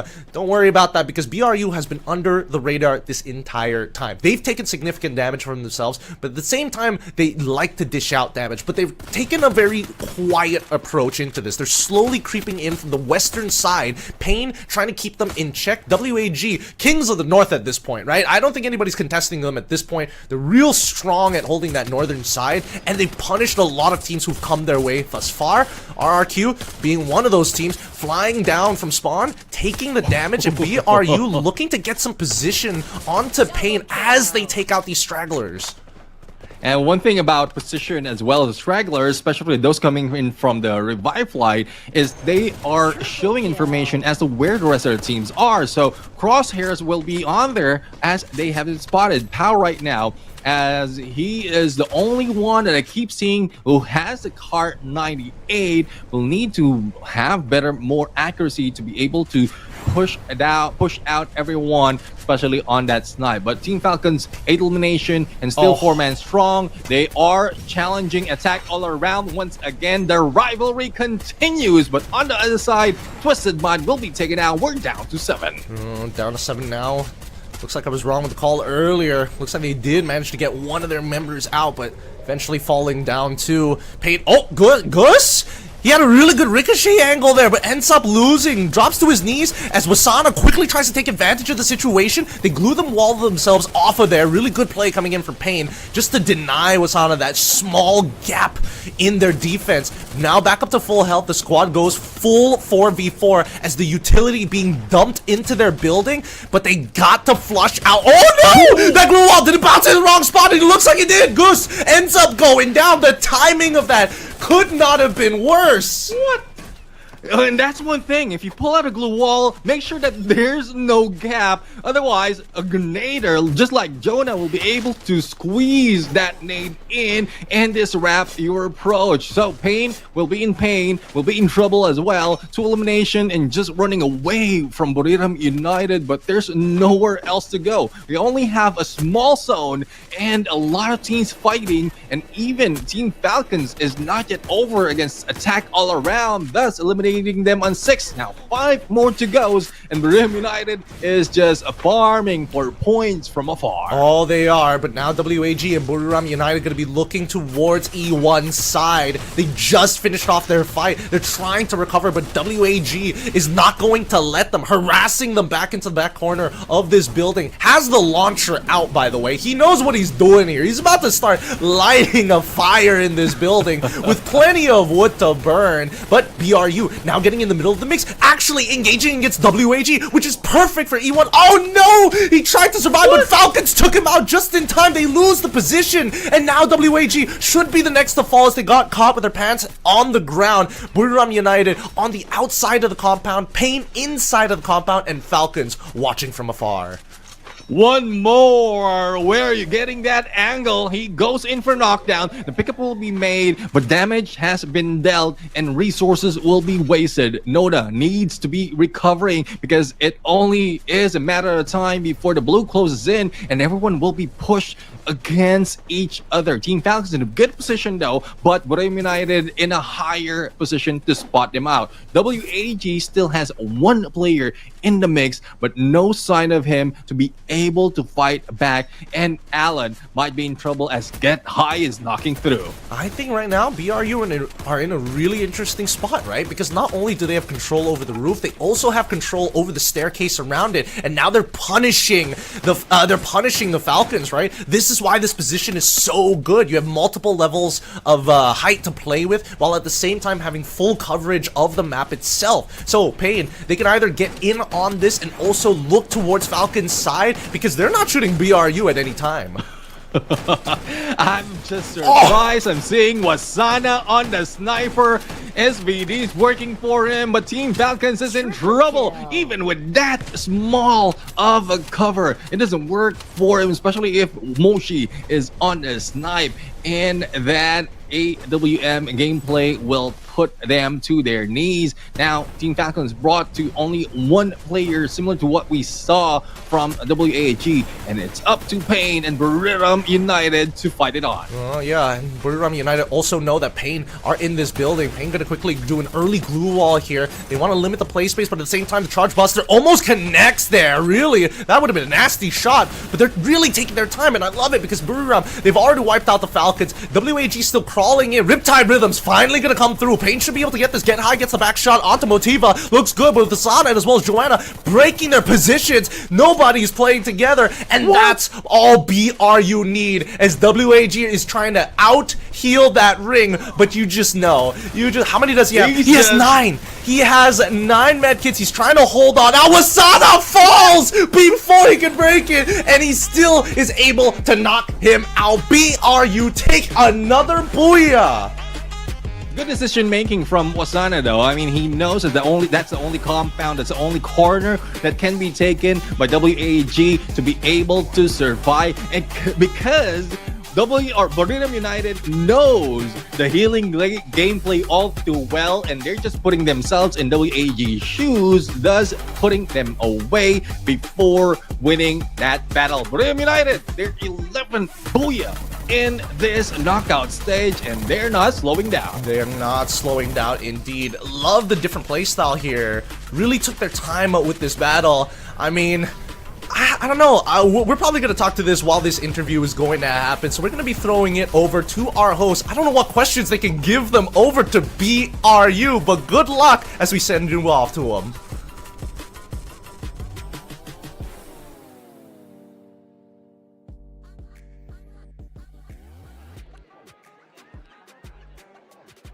Aparentemente, a Buriram quer finalizar a fase classificatória em grande estilo. 3 buiazões nas mãos deles agora nesse momento. Vamos trocar uma ideia com o Rush da Buriram, o Asana. Please, Yusuf. This is the third booyah belong to Buriram United Esports, and right next to me is Wasana. So Wasana, I would like to ask, normally in a day, what would you guys have for breakfast, lunch, dinner, so you guys can have this champion's vibe? ถามว่าในแต่ละวันน่ะเราทำอะไรบ้างแบบตอนเช้ากลางวันเย็นเราถึงแบบว่ามีออร่าของแชมป์ขนาดนี้ก็ส่วนใหญ่ก็เล่นแต่กับเกมครับก็พอมีอะไรก็แบบอยู่ด้วยกันแบบคุยแผนกันคุยอะไรกันแบบหมกมุ่นกับรายการนี้มาก So mostly they keep staying all together to practice. They can say that they are too focused on the game because they like put all the hope for the championship. So they don't eat at all? They don't eat at all. Just play all together. Okay. So they starve themselves and eat the game? Ok, a primeira pergunta da Yusu foi, já que vocês estão tendo resultados tão bons, quero saber um pouco mais da rotina de vocês, o que vocês comem no café da manhã, o que vocês têm comido no almoço. E, na verdade, ele falou basicamente assim que eles comem o jogo o tempo todo, entendeu? Eles só estão reunidos para jogar o tempo todo. Okay, so I remember previously we asked one of the players from Buriram about who they wanted to see make into the finals, and they said they wanted to see all the Thai teams, but obviously they want to win it. So I would like to know if they can say it, maybe they can take one of the Thai teams out to not get their trophy. So who would it be? Except them, right? Yes, except them. A tricky question. เขาถามว่าเขาบอกว่าตอนแรกอะเหมือนเขาถามทีมเราแล้วเหมือนทีมเราอะบอกว่าอยากให้ทีมไทยอะเข้ารอบกันทุกคนแต่ทีนี้เขาถามว่าถ้าเกิดหนึ่งในทีมไทยที่จะได้แชมป์เนี่ยไม่ใช่เราคิดว่าอยากให้ใครได้ต้องเรียกเหรอใช่ต้องเรียกผมก็อยากให้น่าเป็นทวิตละมั้งครับทวิตทำไมคะก็อาจจะเป็นเพราะไม่รู้ครับแค่รู้สึกอยากให้ได้เฉยๆถ้าไม่ใช่ผม He said that if he have to choose one of the team that gonna win, like for the Thai team, he should tweet that mice. But I asked for the reason, and he said like, I don't know, I just feel like I want tweet that mice to win. Oh, okay. And who, and which team that he doesn't want to see winning from Thai? เราทีมไหนที่ไม่อยากให้ชนะ Are you creating enemies? โอ้โหคำถามเรียกนี้เลยนะ ผมว่าก็ต้องเรียกเหรอพอคอนก็ได้พอคอนเขาได้แชมป์เยอะแล้ววันนี้ผมขอบ้าง Yeah, they said that it should be Team Falcons because this year they already get 2 championship. Ok. Yeah, he did good. Tá, minha pergunta foi mais direcionada porque, assim, em algumas outras entrevistas eles falaram que gostariam de ver todos os times tailandeses na final. E a gente tem aqui AAA, Team Falcons, Twisted Minds e a Buriram. E aí eu falei pra eles, se você pudesse escolher quais desses times, além de vocês, pudesse ganhar ou estar ali, né, junto com vocês, e também escolher um pra não ganhar, quem seria? Primeiro ele respondeu que ele gostaria de ver a Twisted Minds ganhando, né? E em segundo lugar ele falou que não gostaria de ver a Team Falcons ganhando, tá? Da região da Tailândia, tá bom? Só deixando isso muito claro, porque a Team Falcons já ganharam 2 vezes esse ano alguns outros campeonatos. Mas é isso, vamos criar aqui uma farpinha entre tailandês e tailandês também? Então é isso, minha família, vamos de melhores momentos. Yep, this is our 5th game already, and we are about to go to the 6th game, and I hope I can interview the last member of Wuram. Yeah, but that is my hope. But thank you so much for watching our interview, and now let's get back to our caster and see the highlights. And Wasana was just being nice out there. First off, like cheering on Twisted Mind if in case like he wants a team to take the championship other than them. And well, he probably just thought of Team Falcons because of so much rivalry coming from different competitions. They always have been pushed down second or third in so much competition, and Falcons has grabbed that #1 spot. But one thing is for sure though, I mean, they are starving themselves and eating up the game. It seems like it because 11 Booyah seems like they're very much hungry for Free Fire. Oh yeah, they don't want to get close to the trophy just to not lift it. They do well in these stages, and this is what we expect from them. But once we get to the checkmate format, once we get to the point where you got to win it all, I'm hoping that Buriram this time will be able to pull through. But at the same time, the competition is only getting tougher, right? And most teams usually take their time during these groups. Yeah, they're taking their time. They're not showing the true potential, especially if they've secured the top 12. And that would be a trump card that most teams has been pulling out, especially in the grand finals, even in Point Rush. But Buriram United will not slow down, especially with how they are grabbing the Booyah. They know how to play this game, and they did mention in one of the interview that they know specifically some tactics to use based on who will be getting into the top 12. But our MVP, the guy that has been interviewed, was Sana with 5 elimination and 25-15 in the damage, 7 assists. But as we look at the rest of the teams, not so much of a change. They are still using it as a aggressive healing and a 3-1 split with motion and sniper. This is what they have in terms of the character loadout, but it does pay off in terms of their stats. So here's the thing, right? I've been keeping an eye on BRU and what specifically their MVP, because we don't see the entire team's loadouts in terms of weaponry. Wasana, both times he got MVP, both times had a sniper rifle in hand. Is this one of the few changes that they made? Because prior to this, I remember them whipping out the AUG a couple of times. I remember whipping out the Groza as well, putting Wasana on a more of an AR style mid to short range combat. Now, purely long range on top of having a close range gun. I think this is what's allowing BRU to have that overwhelming pressure. It feels like, oh, if their sniper takes that first shot, you're still not safe. There are 3 other snipers who are out to get you if you stick your foot out. That's one thing though. I mean, we know Moshi is their sniper. When D-Long played, Jonah stand in as a sniper. Now with Wasana, who can pull out a sniper as well, we're seeing a possible triple threat in terms of long-range engagement. So, Wasana, I mean, it's good that you can wear a sniper in engagement just like this, but don't get too comfortable because it might change your close quarter combat capability, because similar to what we've seen Koskyu have done from the past, he tried to be a sniper, but he's more of a CQC player, and they all mess up. But you did point out a good point. Every time that Osana is a snipe, they grab, or he does grab the MVP, so it might be working for them. Well, I do also think that, you know, previously when he was on the AR, he always had to make the tough decision of, hey, do I have the green light to go in? Do we have like Riptide Rhythm ready to go? Because that was his biggest problem. Yeah. Every single time he goes in, the Riptide Rhythm, teams reposition outside of it, and now it's like, I got this AR, but I'm not crushing these glue walls as fast as I would like to. I can only fit in one shot. You know what? Take away this AR, give me an AWM. I just need to put one shot, good enough damage for the rest of my team to clean up, and so far it's been looking really good for them as of right now, but that could easily change like you mentioned.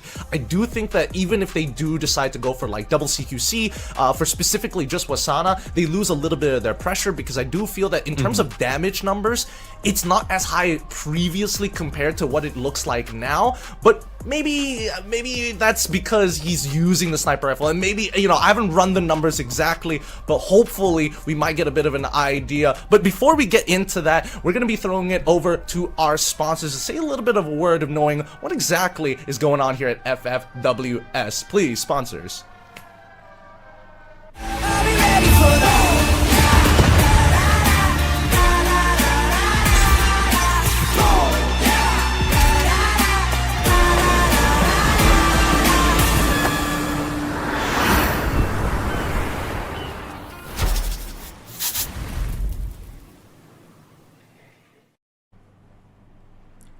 There we have it. Well, going back to the topic at hand, Brave United, I mean, the changes, switch up, it is being deadly right now. But now that we come to that conversation earlier during the MTV, or during the interview of the MVP, there's also a possibility that they're avoiding Moshi to be the Menino, isso a MVP. gente não vai descobrir agora. O que a gente vai descobrir juntos, nesse exato momento, qual será o mapa para finalizarmos a fase classificatória, Yansu. Finally, it's gonna be the last map for the random brawl, and after this map will be the end for the knockout stage, and we will officially find out 12 teams qualified to the final stage. And now, let's see our random map.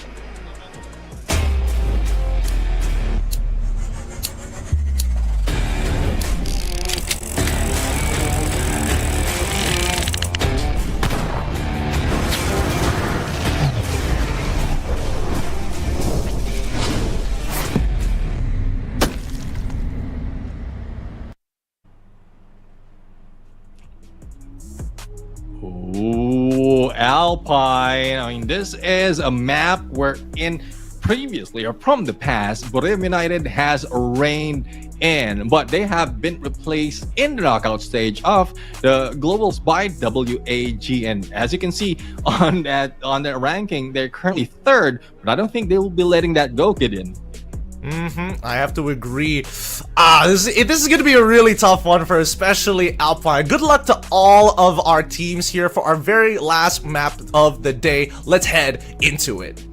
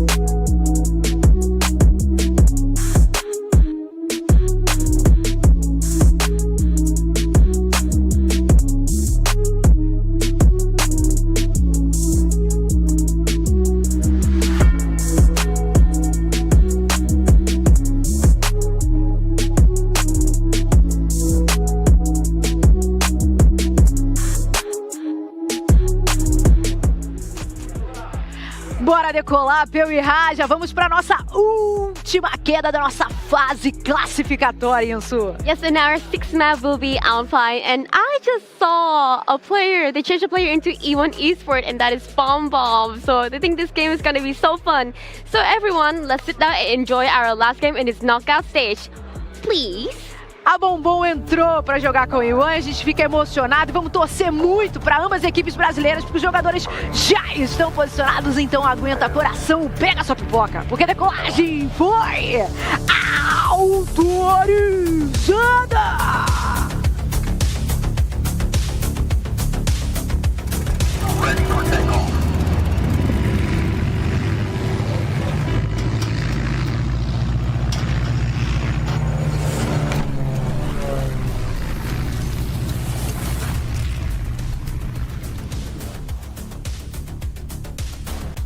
Final map for the final day of a knockout stage, and this is a chance for any of the teams who's still hoping to get to the top 12 to do and give out all their best. And yes, Yunsul, I mean, we just saw E1 Sports bring in Bomb, the only female player that we have in the global finals, and I love to see how well they can play this game. But Reda back again at it against Hawaii Sports. They haven't stopped. The grudge match continues between these two teams with quick early contact to eventually retreating and looking for weaponry. We see that Rita is opting to go those who have weapons to kind of hold the ground here and limit the space that Hua actually gets to play in, as E1 already finds their own elimination of their own up against Falcons. Nonetheless, another grudge match happening on the opposite side of the map. Vitten9 going to be trying his best to give support from far away.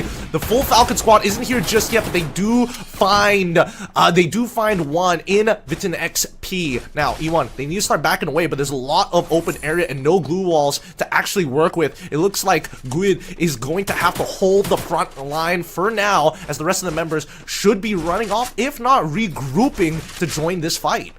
Bomb right now is just heading away just to make sure that they have a lifeline to play in against Team Falcons if in case they lose. But Vitten right now is still in the fight. Unfortunately, Goin will be taken down. It's up to Bomb to bring back their teammates. E1 Sport currently hanging in very close to top 12, but with Bomb in here with 600 coins, a potential of bringing back one teammate is the only chance that they have to fight back. But Bomb is not being chased though, and Team Falcons is very far, so it's up to her to bring this into the fight. We still have 11 teams, no one being eliminated, only E1 Sport who is in at risk. Oh boy, I don't know, with the way the Falcons play, they don't usually leave stragglers alive most of the time, or they usually corral around revive points to maybe wait for the revive to come down and then hurt them some more. But Hua and as well as Rita, both of these teams have been at each other's throats time and time again, and even so, it's not done just yet. WAG has been the main proprietor as to why both of these teams walk away with major casualties. And because this fight has dragged out so long, most of them are at full fighting strength, ready to actually challenge WAG as they push into town. A three-way battle where everyone has regroup and recover. A good point indeed. Now, who has a better position and good weapon in hand might win this battle. We are seeing a few of those engagement and takedown coming from 6 Karma as well from the other side of the map, but we continue on in this three-way fight. In the middle is Reda, and on one side would be WAG and Hua Esports. This is 2 Vietnamese teams sandwiching Reda in this fight, and Death will be meeting that not against Reda, but from WAG X-Board.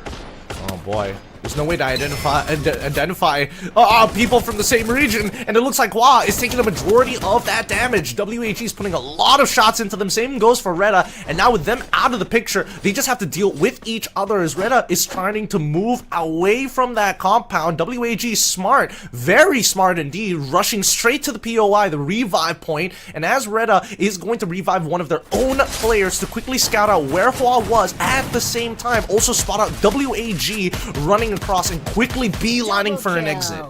Yeah, they did try to go in for the exit, but WAG is already there and grabbing all those elimination. Whether it's Reda, whether it's Hwa, they don't care as long as they can get the points. That is what matters. X-Board and Chase right now against one player of Reda, and there's no slowing them down. Vidalao will not be allowed to get away as X-Board and the rest of WAG blocks all the exit. Oh, Vidalao with a quick 180 takes out X-Board despite X-Board having a clean angle, and Alan the shield was not able to reach his teammate in time as he gets blocked off from running up the stairs, having to deal with a secondary adversary. Jumps across the corner. The jump shot was not good enough, but Italo does take one with him at the very least, bringing Cyrus down to his knees. Now Gus and Italo creeping up, as well as Noda. They're going to be rushing in to put the pain in Pain Gaming. WAG already sending one of their members out, leaving both Krillin. Oh, Krillin gets knocked, and Cyrus to hold the fort down. Yeah, Motiveum is able to take down Krillin. WAG might be in trouble right now unless a recovery or a revive has been done already. For elimination being put in by Pain, and there goes WAG being taken out of this battle after so many engagement, and it's just Pain who will bring them down. E1 Sports though, despite of them being taken out early in the fight against Team Falcons, Bum Bum managed to recover or revive 3 of the players. Now they are against Hwa. Unfortunately, Death did get the first initial shot, and Mama did not have the right weaponry to deal with him compared to the Bison, which has been a pretty effective early game weapon that gets brought down even to the late games and still proves to be a pretty effective weapon at close quarters. While on the other side, we'll be bringing back action very quickly here. Dutz was able to get the shot. Now I'm curious, where is RRQ? Where did they land that shot from? And one thing though, I mean, the only, I guess the question is, where are the Hwa players dropping? Because it seems like it's different teams who's taking them out one at a time. It just so happens that they're being brought back on the revive, but it seems that they're very scattered. So we'll have to see that later on once the map has been pulled out. But E1 Sports still alive and kicking now against Pain, the aggressor of this engagement. Pain Gaming can bring in a lot of nations, so I don't think E1 wants to mess with them. Yeah, I see 3 members of E1 as we follow Green MVP down to the structure. There they are. Okay, so 2 members of Pain are actually on the 2nd floor of this current compound, getting held back by one of the E1 players that's inside the zone. Now the Riptide Rhythm right at the window to keep it open. Oh! Takes him out. It was just that easy. Just swept them underneath the rug. Yeah, I mean, with that M79, he will be taken out. The distraction gameplay really worked, but Bum Bum will be taken out because of the blue. No recovery for them, but can easily be brought back. Same goes for Pain Gaming, as 2 players will be revived. Formulation is working for them, but Guz, as well as the rest, will need to get a better position. Outside of blue is not working for them, especially very far down south, as the shift will be up north, so they will need to travel a long way before they get into the next circle. But going back to the topic of Hwa Esports, this is how spread they are. Thus, a lot of teams or different teams are taking them out one at a time. Yeah, it's pretty crazy. I mean, you know, we're expecting a couple of teams on the outside, as expected, doing the exact same thing. E1, Pain, Falcons. But then there's BRU by Snowfall. This is, again, a regional playstyle that they like to do, consistently going to Snowfall, holding their positions, clearing their backs, and then slowly pulling in. It's great that the ring pulled to their side, but also keep in mind where Twisted Minds are. At the intersection point of where the hill starts to begin, on that incline, they have a little bit of a townhouse to actually sit upon, a little town that they can play for, lots of play areas, and a great spot to gatekeep southern teams. Yeah, good point. If Boreum United has been staying in Snowfall, has been saving up on the resources, there is a better chance, a greater chance that they can grab the Booyah. Because if it's favoring their favorite spot in this Alpine map, then they might as well secure that. But A lot of teams has shown so much potential, but Hua is not one of those teams, especially with how spread out they are. I think they're still struggling to get resources, and Attack All Around is chasing them out. But the rest, though, of Hua has regrouped on Carousel, and it's just Death being the distraction to pull Attack All Around away from the rest.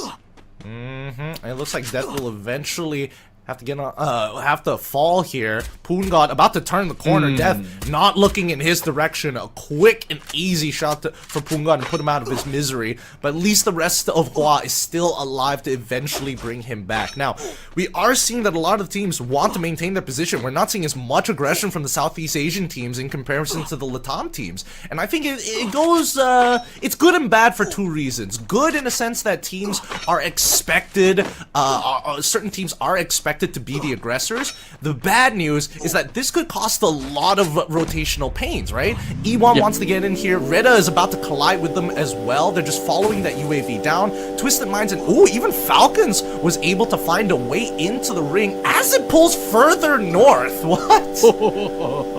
Again, the theory of Snowfall being being Brim United's area is still on play, but the rest of the teams will need to deal with the others. Reda, the team who has a good chance of chasing against Hua Esports, who tried their best to catch up to the top 12 after potentially pushing down EVOS, Divine, as well as CLG. We had no view of the overall standings, but that is what has happened overall. But we'll have to find out after this game. E1 Sports bomb spotted from afar. Reda is on the chase, and Lopez XL with the rest of the gang will jump in.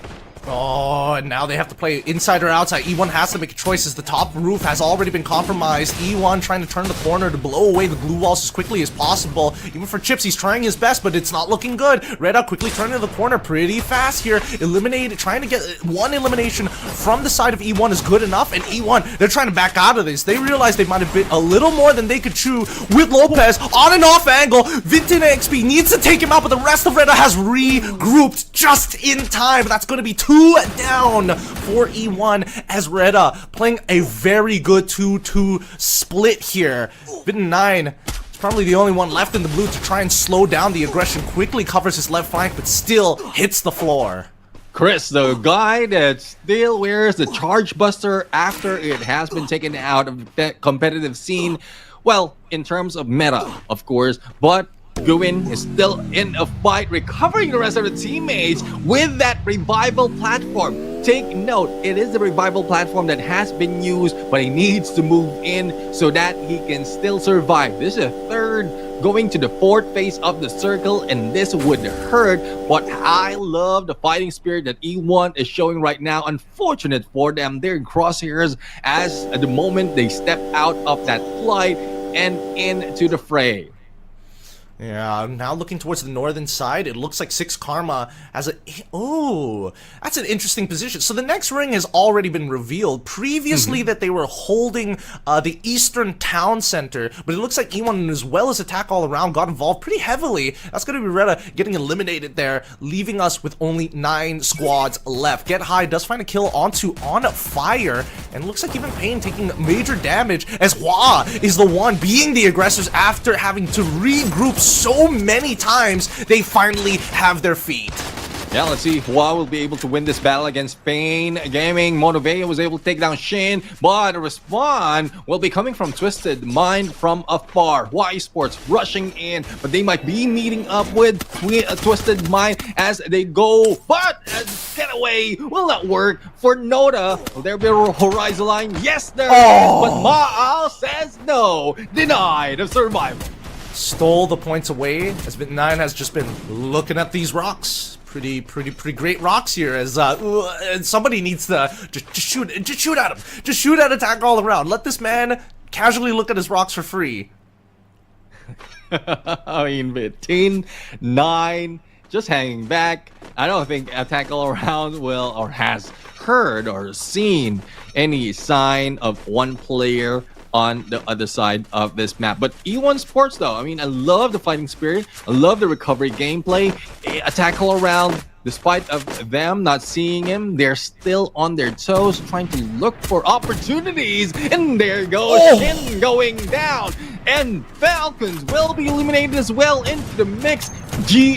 E1 might grab so much more off the placement compared to the other teams, despite of how poor they get or they revive into this battle. But as we continue on, we still have 6 teams in the battle. RRQ is not that close to the next phase of the circle, and E1 V10-9 is still alive. Hopefully a tackle round doesn't go into that side, doesn't look into that side of the rock. Dude, that's so funny. Wait, that's actually hilarious. No, does Limit Portal go and nobody spots him? Does nobody look back for half a second? Okay, Limit is gonna leg it. No, he's not legging it. Make a choice, because the rest of the team is already in. He turns the corner. He misses him! He doesn't see him! He gets the walk away for free! Now, he's gonna slowly creep on in! Oh, he ends up getting shot anyways, finally! Getting spotted out. Attack all around. Now taking a great position on this rock. Looking towards Hua. It's between attack all around, RRQ, Twisted Minds, and as well as Hua as BRU got eliminated from that western front. Oh, this is a Southeast Asian battle. Twisted Mind and container gameplay, and RRQ putting a lot of pressure, and 7 elimination that RRQ has brought in might be added a little bit more, but Twisted Mind is not letting this go, and it is Hua Esports feeling all of those engagement coming from attack all around. They will be eliminated in 4. Now, it's a 4v4v4 situation, and Twisted Mind will be left outside. And there goes a Bayon Razor and RRQ. That surprise hit in the perfect timing takes them out. And Twisted Mind and attack all around on a 4v4 Southeast Asian battle. Oh, Nameless keeping his team nice and healthy, but eventually they need to walk out here. If they can loot across the wall, that'd be great, but Boom God's not going to let them. His Jump God is holding the top side. Sees Xboxy, walks out, jumps on top of him, looking for to turn this around. Xboxy still alive somehow, but Limit and Floki find one, and Seeming as well as Exposy. Headshots coming through from Limit as Diamond takes Floki back from his team. Nameless, the next to fall against Boom God with the help of that Trogon here, but in the chaos, it is still a 3v1 and attack all around. Secure the final booyah of day 6. The final booyah in their 4th booyah on the knockout stage. Attack all around, did attack all around, but that was an interesting last map, last game for everyone. Like the survivability of E1, the funny moment of E1 as well. Attack all around missing that opportunity of taking him out from that rock. And even the other teams who has also made it quite an interesting battle. But there you have it. That is the last game for the knockout stage, and we still don't know how it ended up in terms of the overall standings. Yeah, I'm not sure too. I'm not sure who made it into that top 12. We know the top teams, but the bottom teams who creep their way in, it's anybody's game. But with that being said, we are going to have an interview with Attack all around. Hosts, take it away.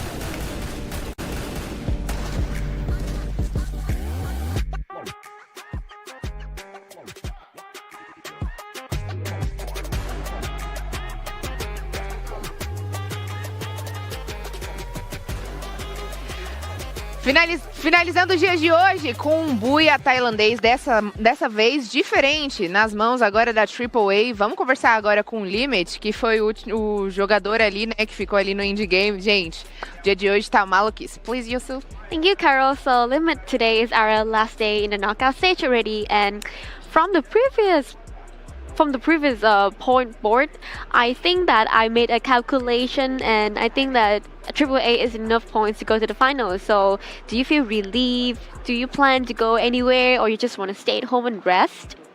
ก็ดูจากตารางคะแนนแล้วตอนนี้ยังไง AA ก็น่าจะเข้ารอบอยู่แล้วคิดว่าหลังจากเนี้ยคือมีแพลนยังไงต่อว่าเตรียมแข่งหรือว่าจะพักก็ซ้อมต่อครับเพราะว่ายังไม่แบบเหมือนยังไม่รอบคอบ 100% ครับว่าอยากทำให้มันกลายเป็น 100% ให้ได้ครับ It's like we will still stay, rest and practice more because we don't think our game is well performed enough. We still have some mistake that we need to fix it. Good answer. A pergunta dele, Yusuf, foi: olha, já fiz alguns cálculos por aqui, parece que vocês conseguiram se classificar para a próxima fase, para a fase de pontos. Então, gostaria de saber agora quais são os planos. Vocês vão voltar, vão descansar, vão sair para algum lugar? E na verdade a resposta dele foi muito boa. Ele falou assim: a gente vai, sim, de fato, dar uma descansada, mas vai continuar treinando bastante, porque a gente conseguiu identificar alguns erros e a gente precisa ainda melhorar. Okay, throughout the competition, throughout the knockout stage, we haven't seen AAA and Team Falcons getting into a lot of fights. So I would like to know to the next phase, the point rush stage, if they plan to study Team Falcons game or if they want to come for Team Falcons to get them last points for the grand finals. เขาบอกว่าเขาไม่ค่อยเห็นทีมเรากับทีม Falcon สู้กันเลยแบบในรอบน็อกเอาท์เสร็จแล้วเขาจะได้เห็นไหมในรอบแบบพอยต์ลัดจะมีแผนที่แบบจะมาเจอกันแบบมาแย่งคะแนนกันไหมน่าจะต้องเจอครับเพราะว่าถ้าเกิดอยากเป็นแชมป์ก็ต้องเจอทุกทีมอยู่แล้ว Probably we might face them in the finals because if you want to be a champion, you have to face all the team. Oh, ok. Eu perguntei pra ele em relação a Team Falcons, porque quem assistiu aí direitinho todas as partidas viu que a AAA e a Team Falcons, eles se encontravam bastante durante as partidas e eu perguntei se eles têm algum plano de estudar um pouco melhor o jogo da Team Falcons e quem sabe tirar alguns pontos deles aí pra eles não irem pra final, né, com muitos pontos. E ele falou assim, bom, se você quer chegar nas finais, você tem que se encontrar contra os melhores. Então, ele tá de olhos bem abertos aí na Team Falcons realmente e sabe que eles vão se encontrar na final e aí, meus amigos, é briga de leões.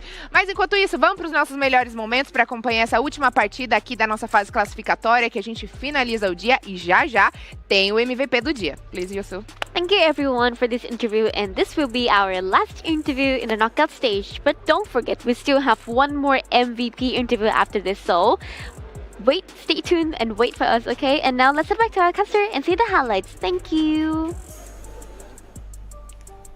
Thank you very much for that interview. And well, I guess there's just a little bit of waiting. Apart from the MVP, we are waiting on the result of the knockout stage. If I'm not mistaken, last time we saw the overall standing, there's still a few teams that might be in trouble. And after 3 matches, and we don't have any view of how it is in overall standing, a lot of pressure, a lot of assumption will be put in there that might be answered in a few moments. I agree. I think right now, even if we don't get the overall standings, just give us a taste. And we just need to know the total points that these teams have achieved, because I think this is, I want to say that it is a bloodier match, but I don't know for sure. It just felt like it. But in these couple of moments, I think, you know, Twisted Minds, they're so good at clutching it, man. Like, this was a pretty awful position to be in. You're cramped into this little canister. There's nothing that you can do. There's a team right outside, and then they just say, you know what? If they're not gonna nade us out, they're out of resources. We just have to wait until it's the top 3, and when we hear the shots being fired at them, we rip open with double using both charges of Riptide Rhythm, and then start fragging out. Yeah, I mean, that's a good play by Tackle Around. And Limit X7, our MVP for that last match. 5 elimination. We know how it is on the Sniper, AWM, and even Bears the Iris. This is quite unconventional, especially in this type of a meta. But this is one of the teams that has a triple Tatsui. I know you'll want to see this. This is like somewhat an OG setup, apart from the Iris though.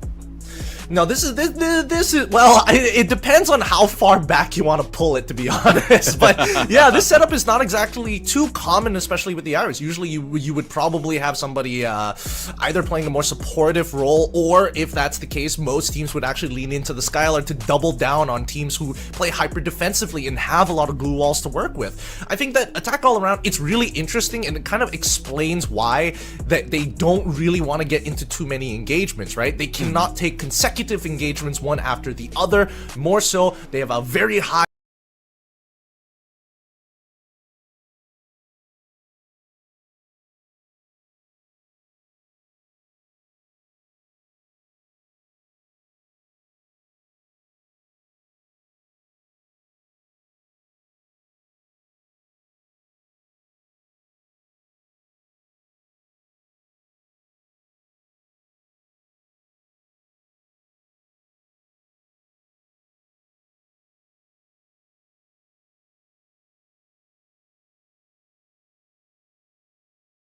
Vou entregar agora para ele o troféuzinho dele, que é o segundo, tá bom? Congratulations, this is your second trophy.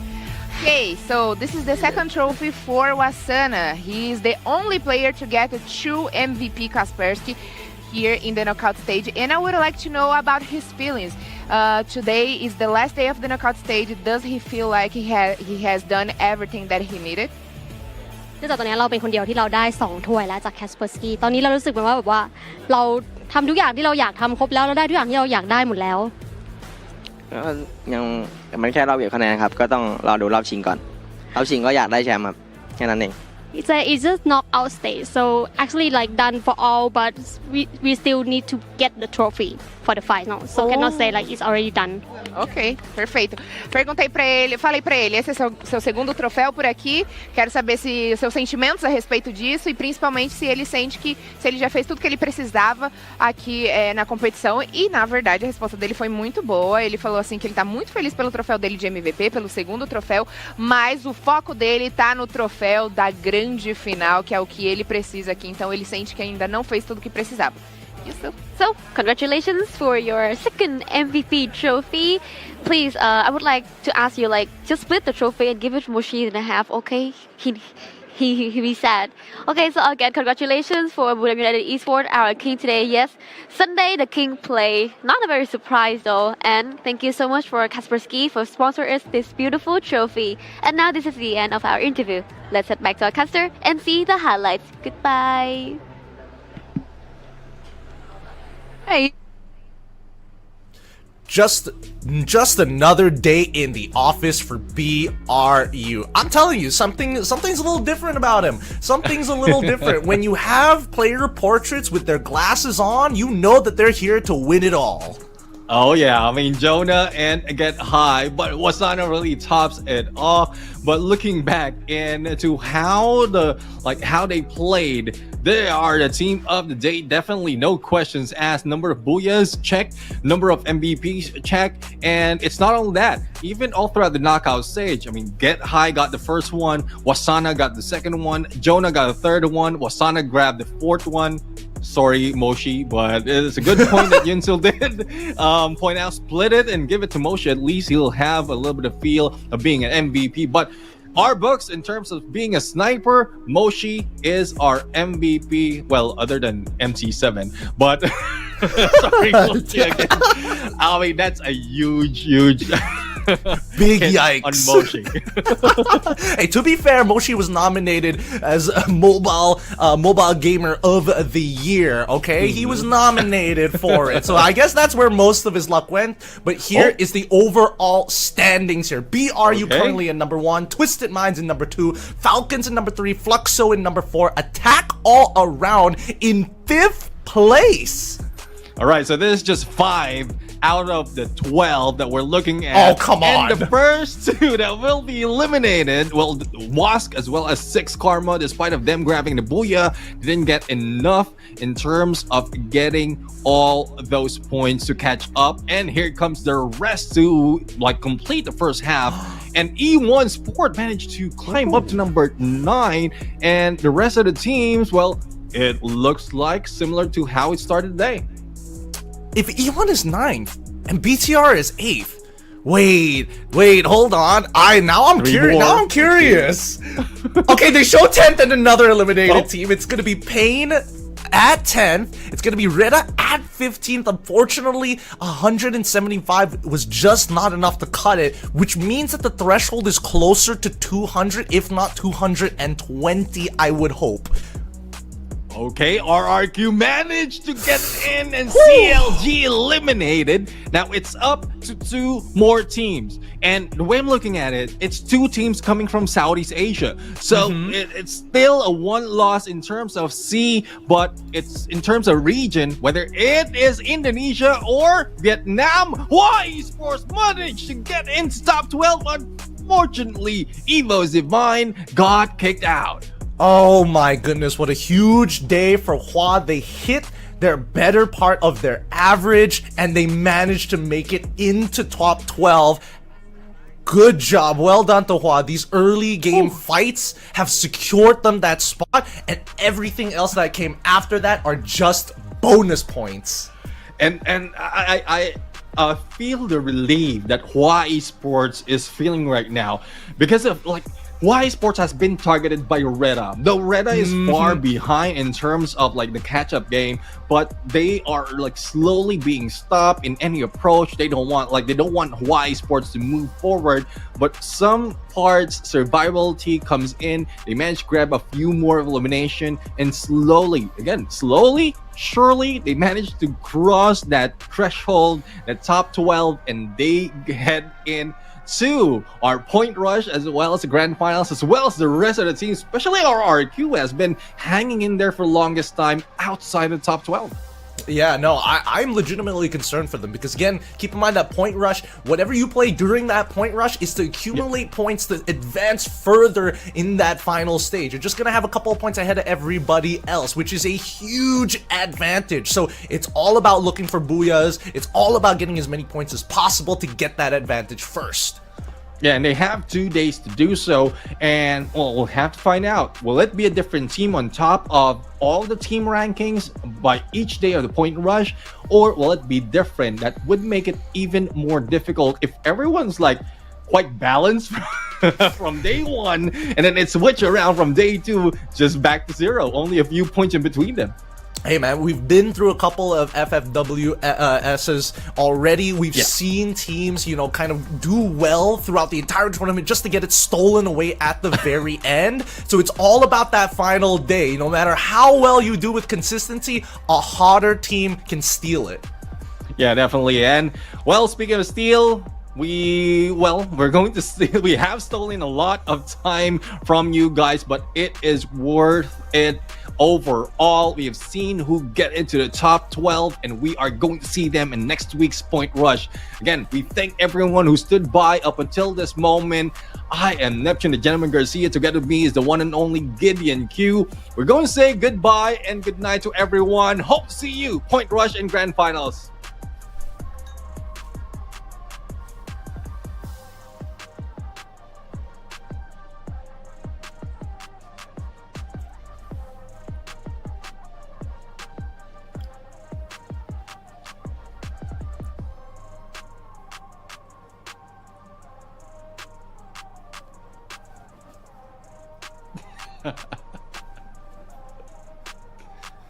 Beijo e até lá. Fui!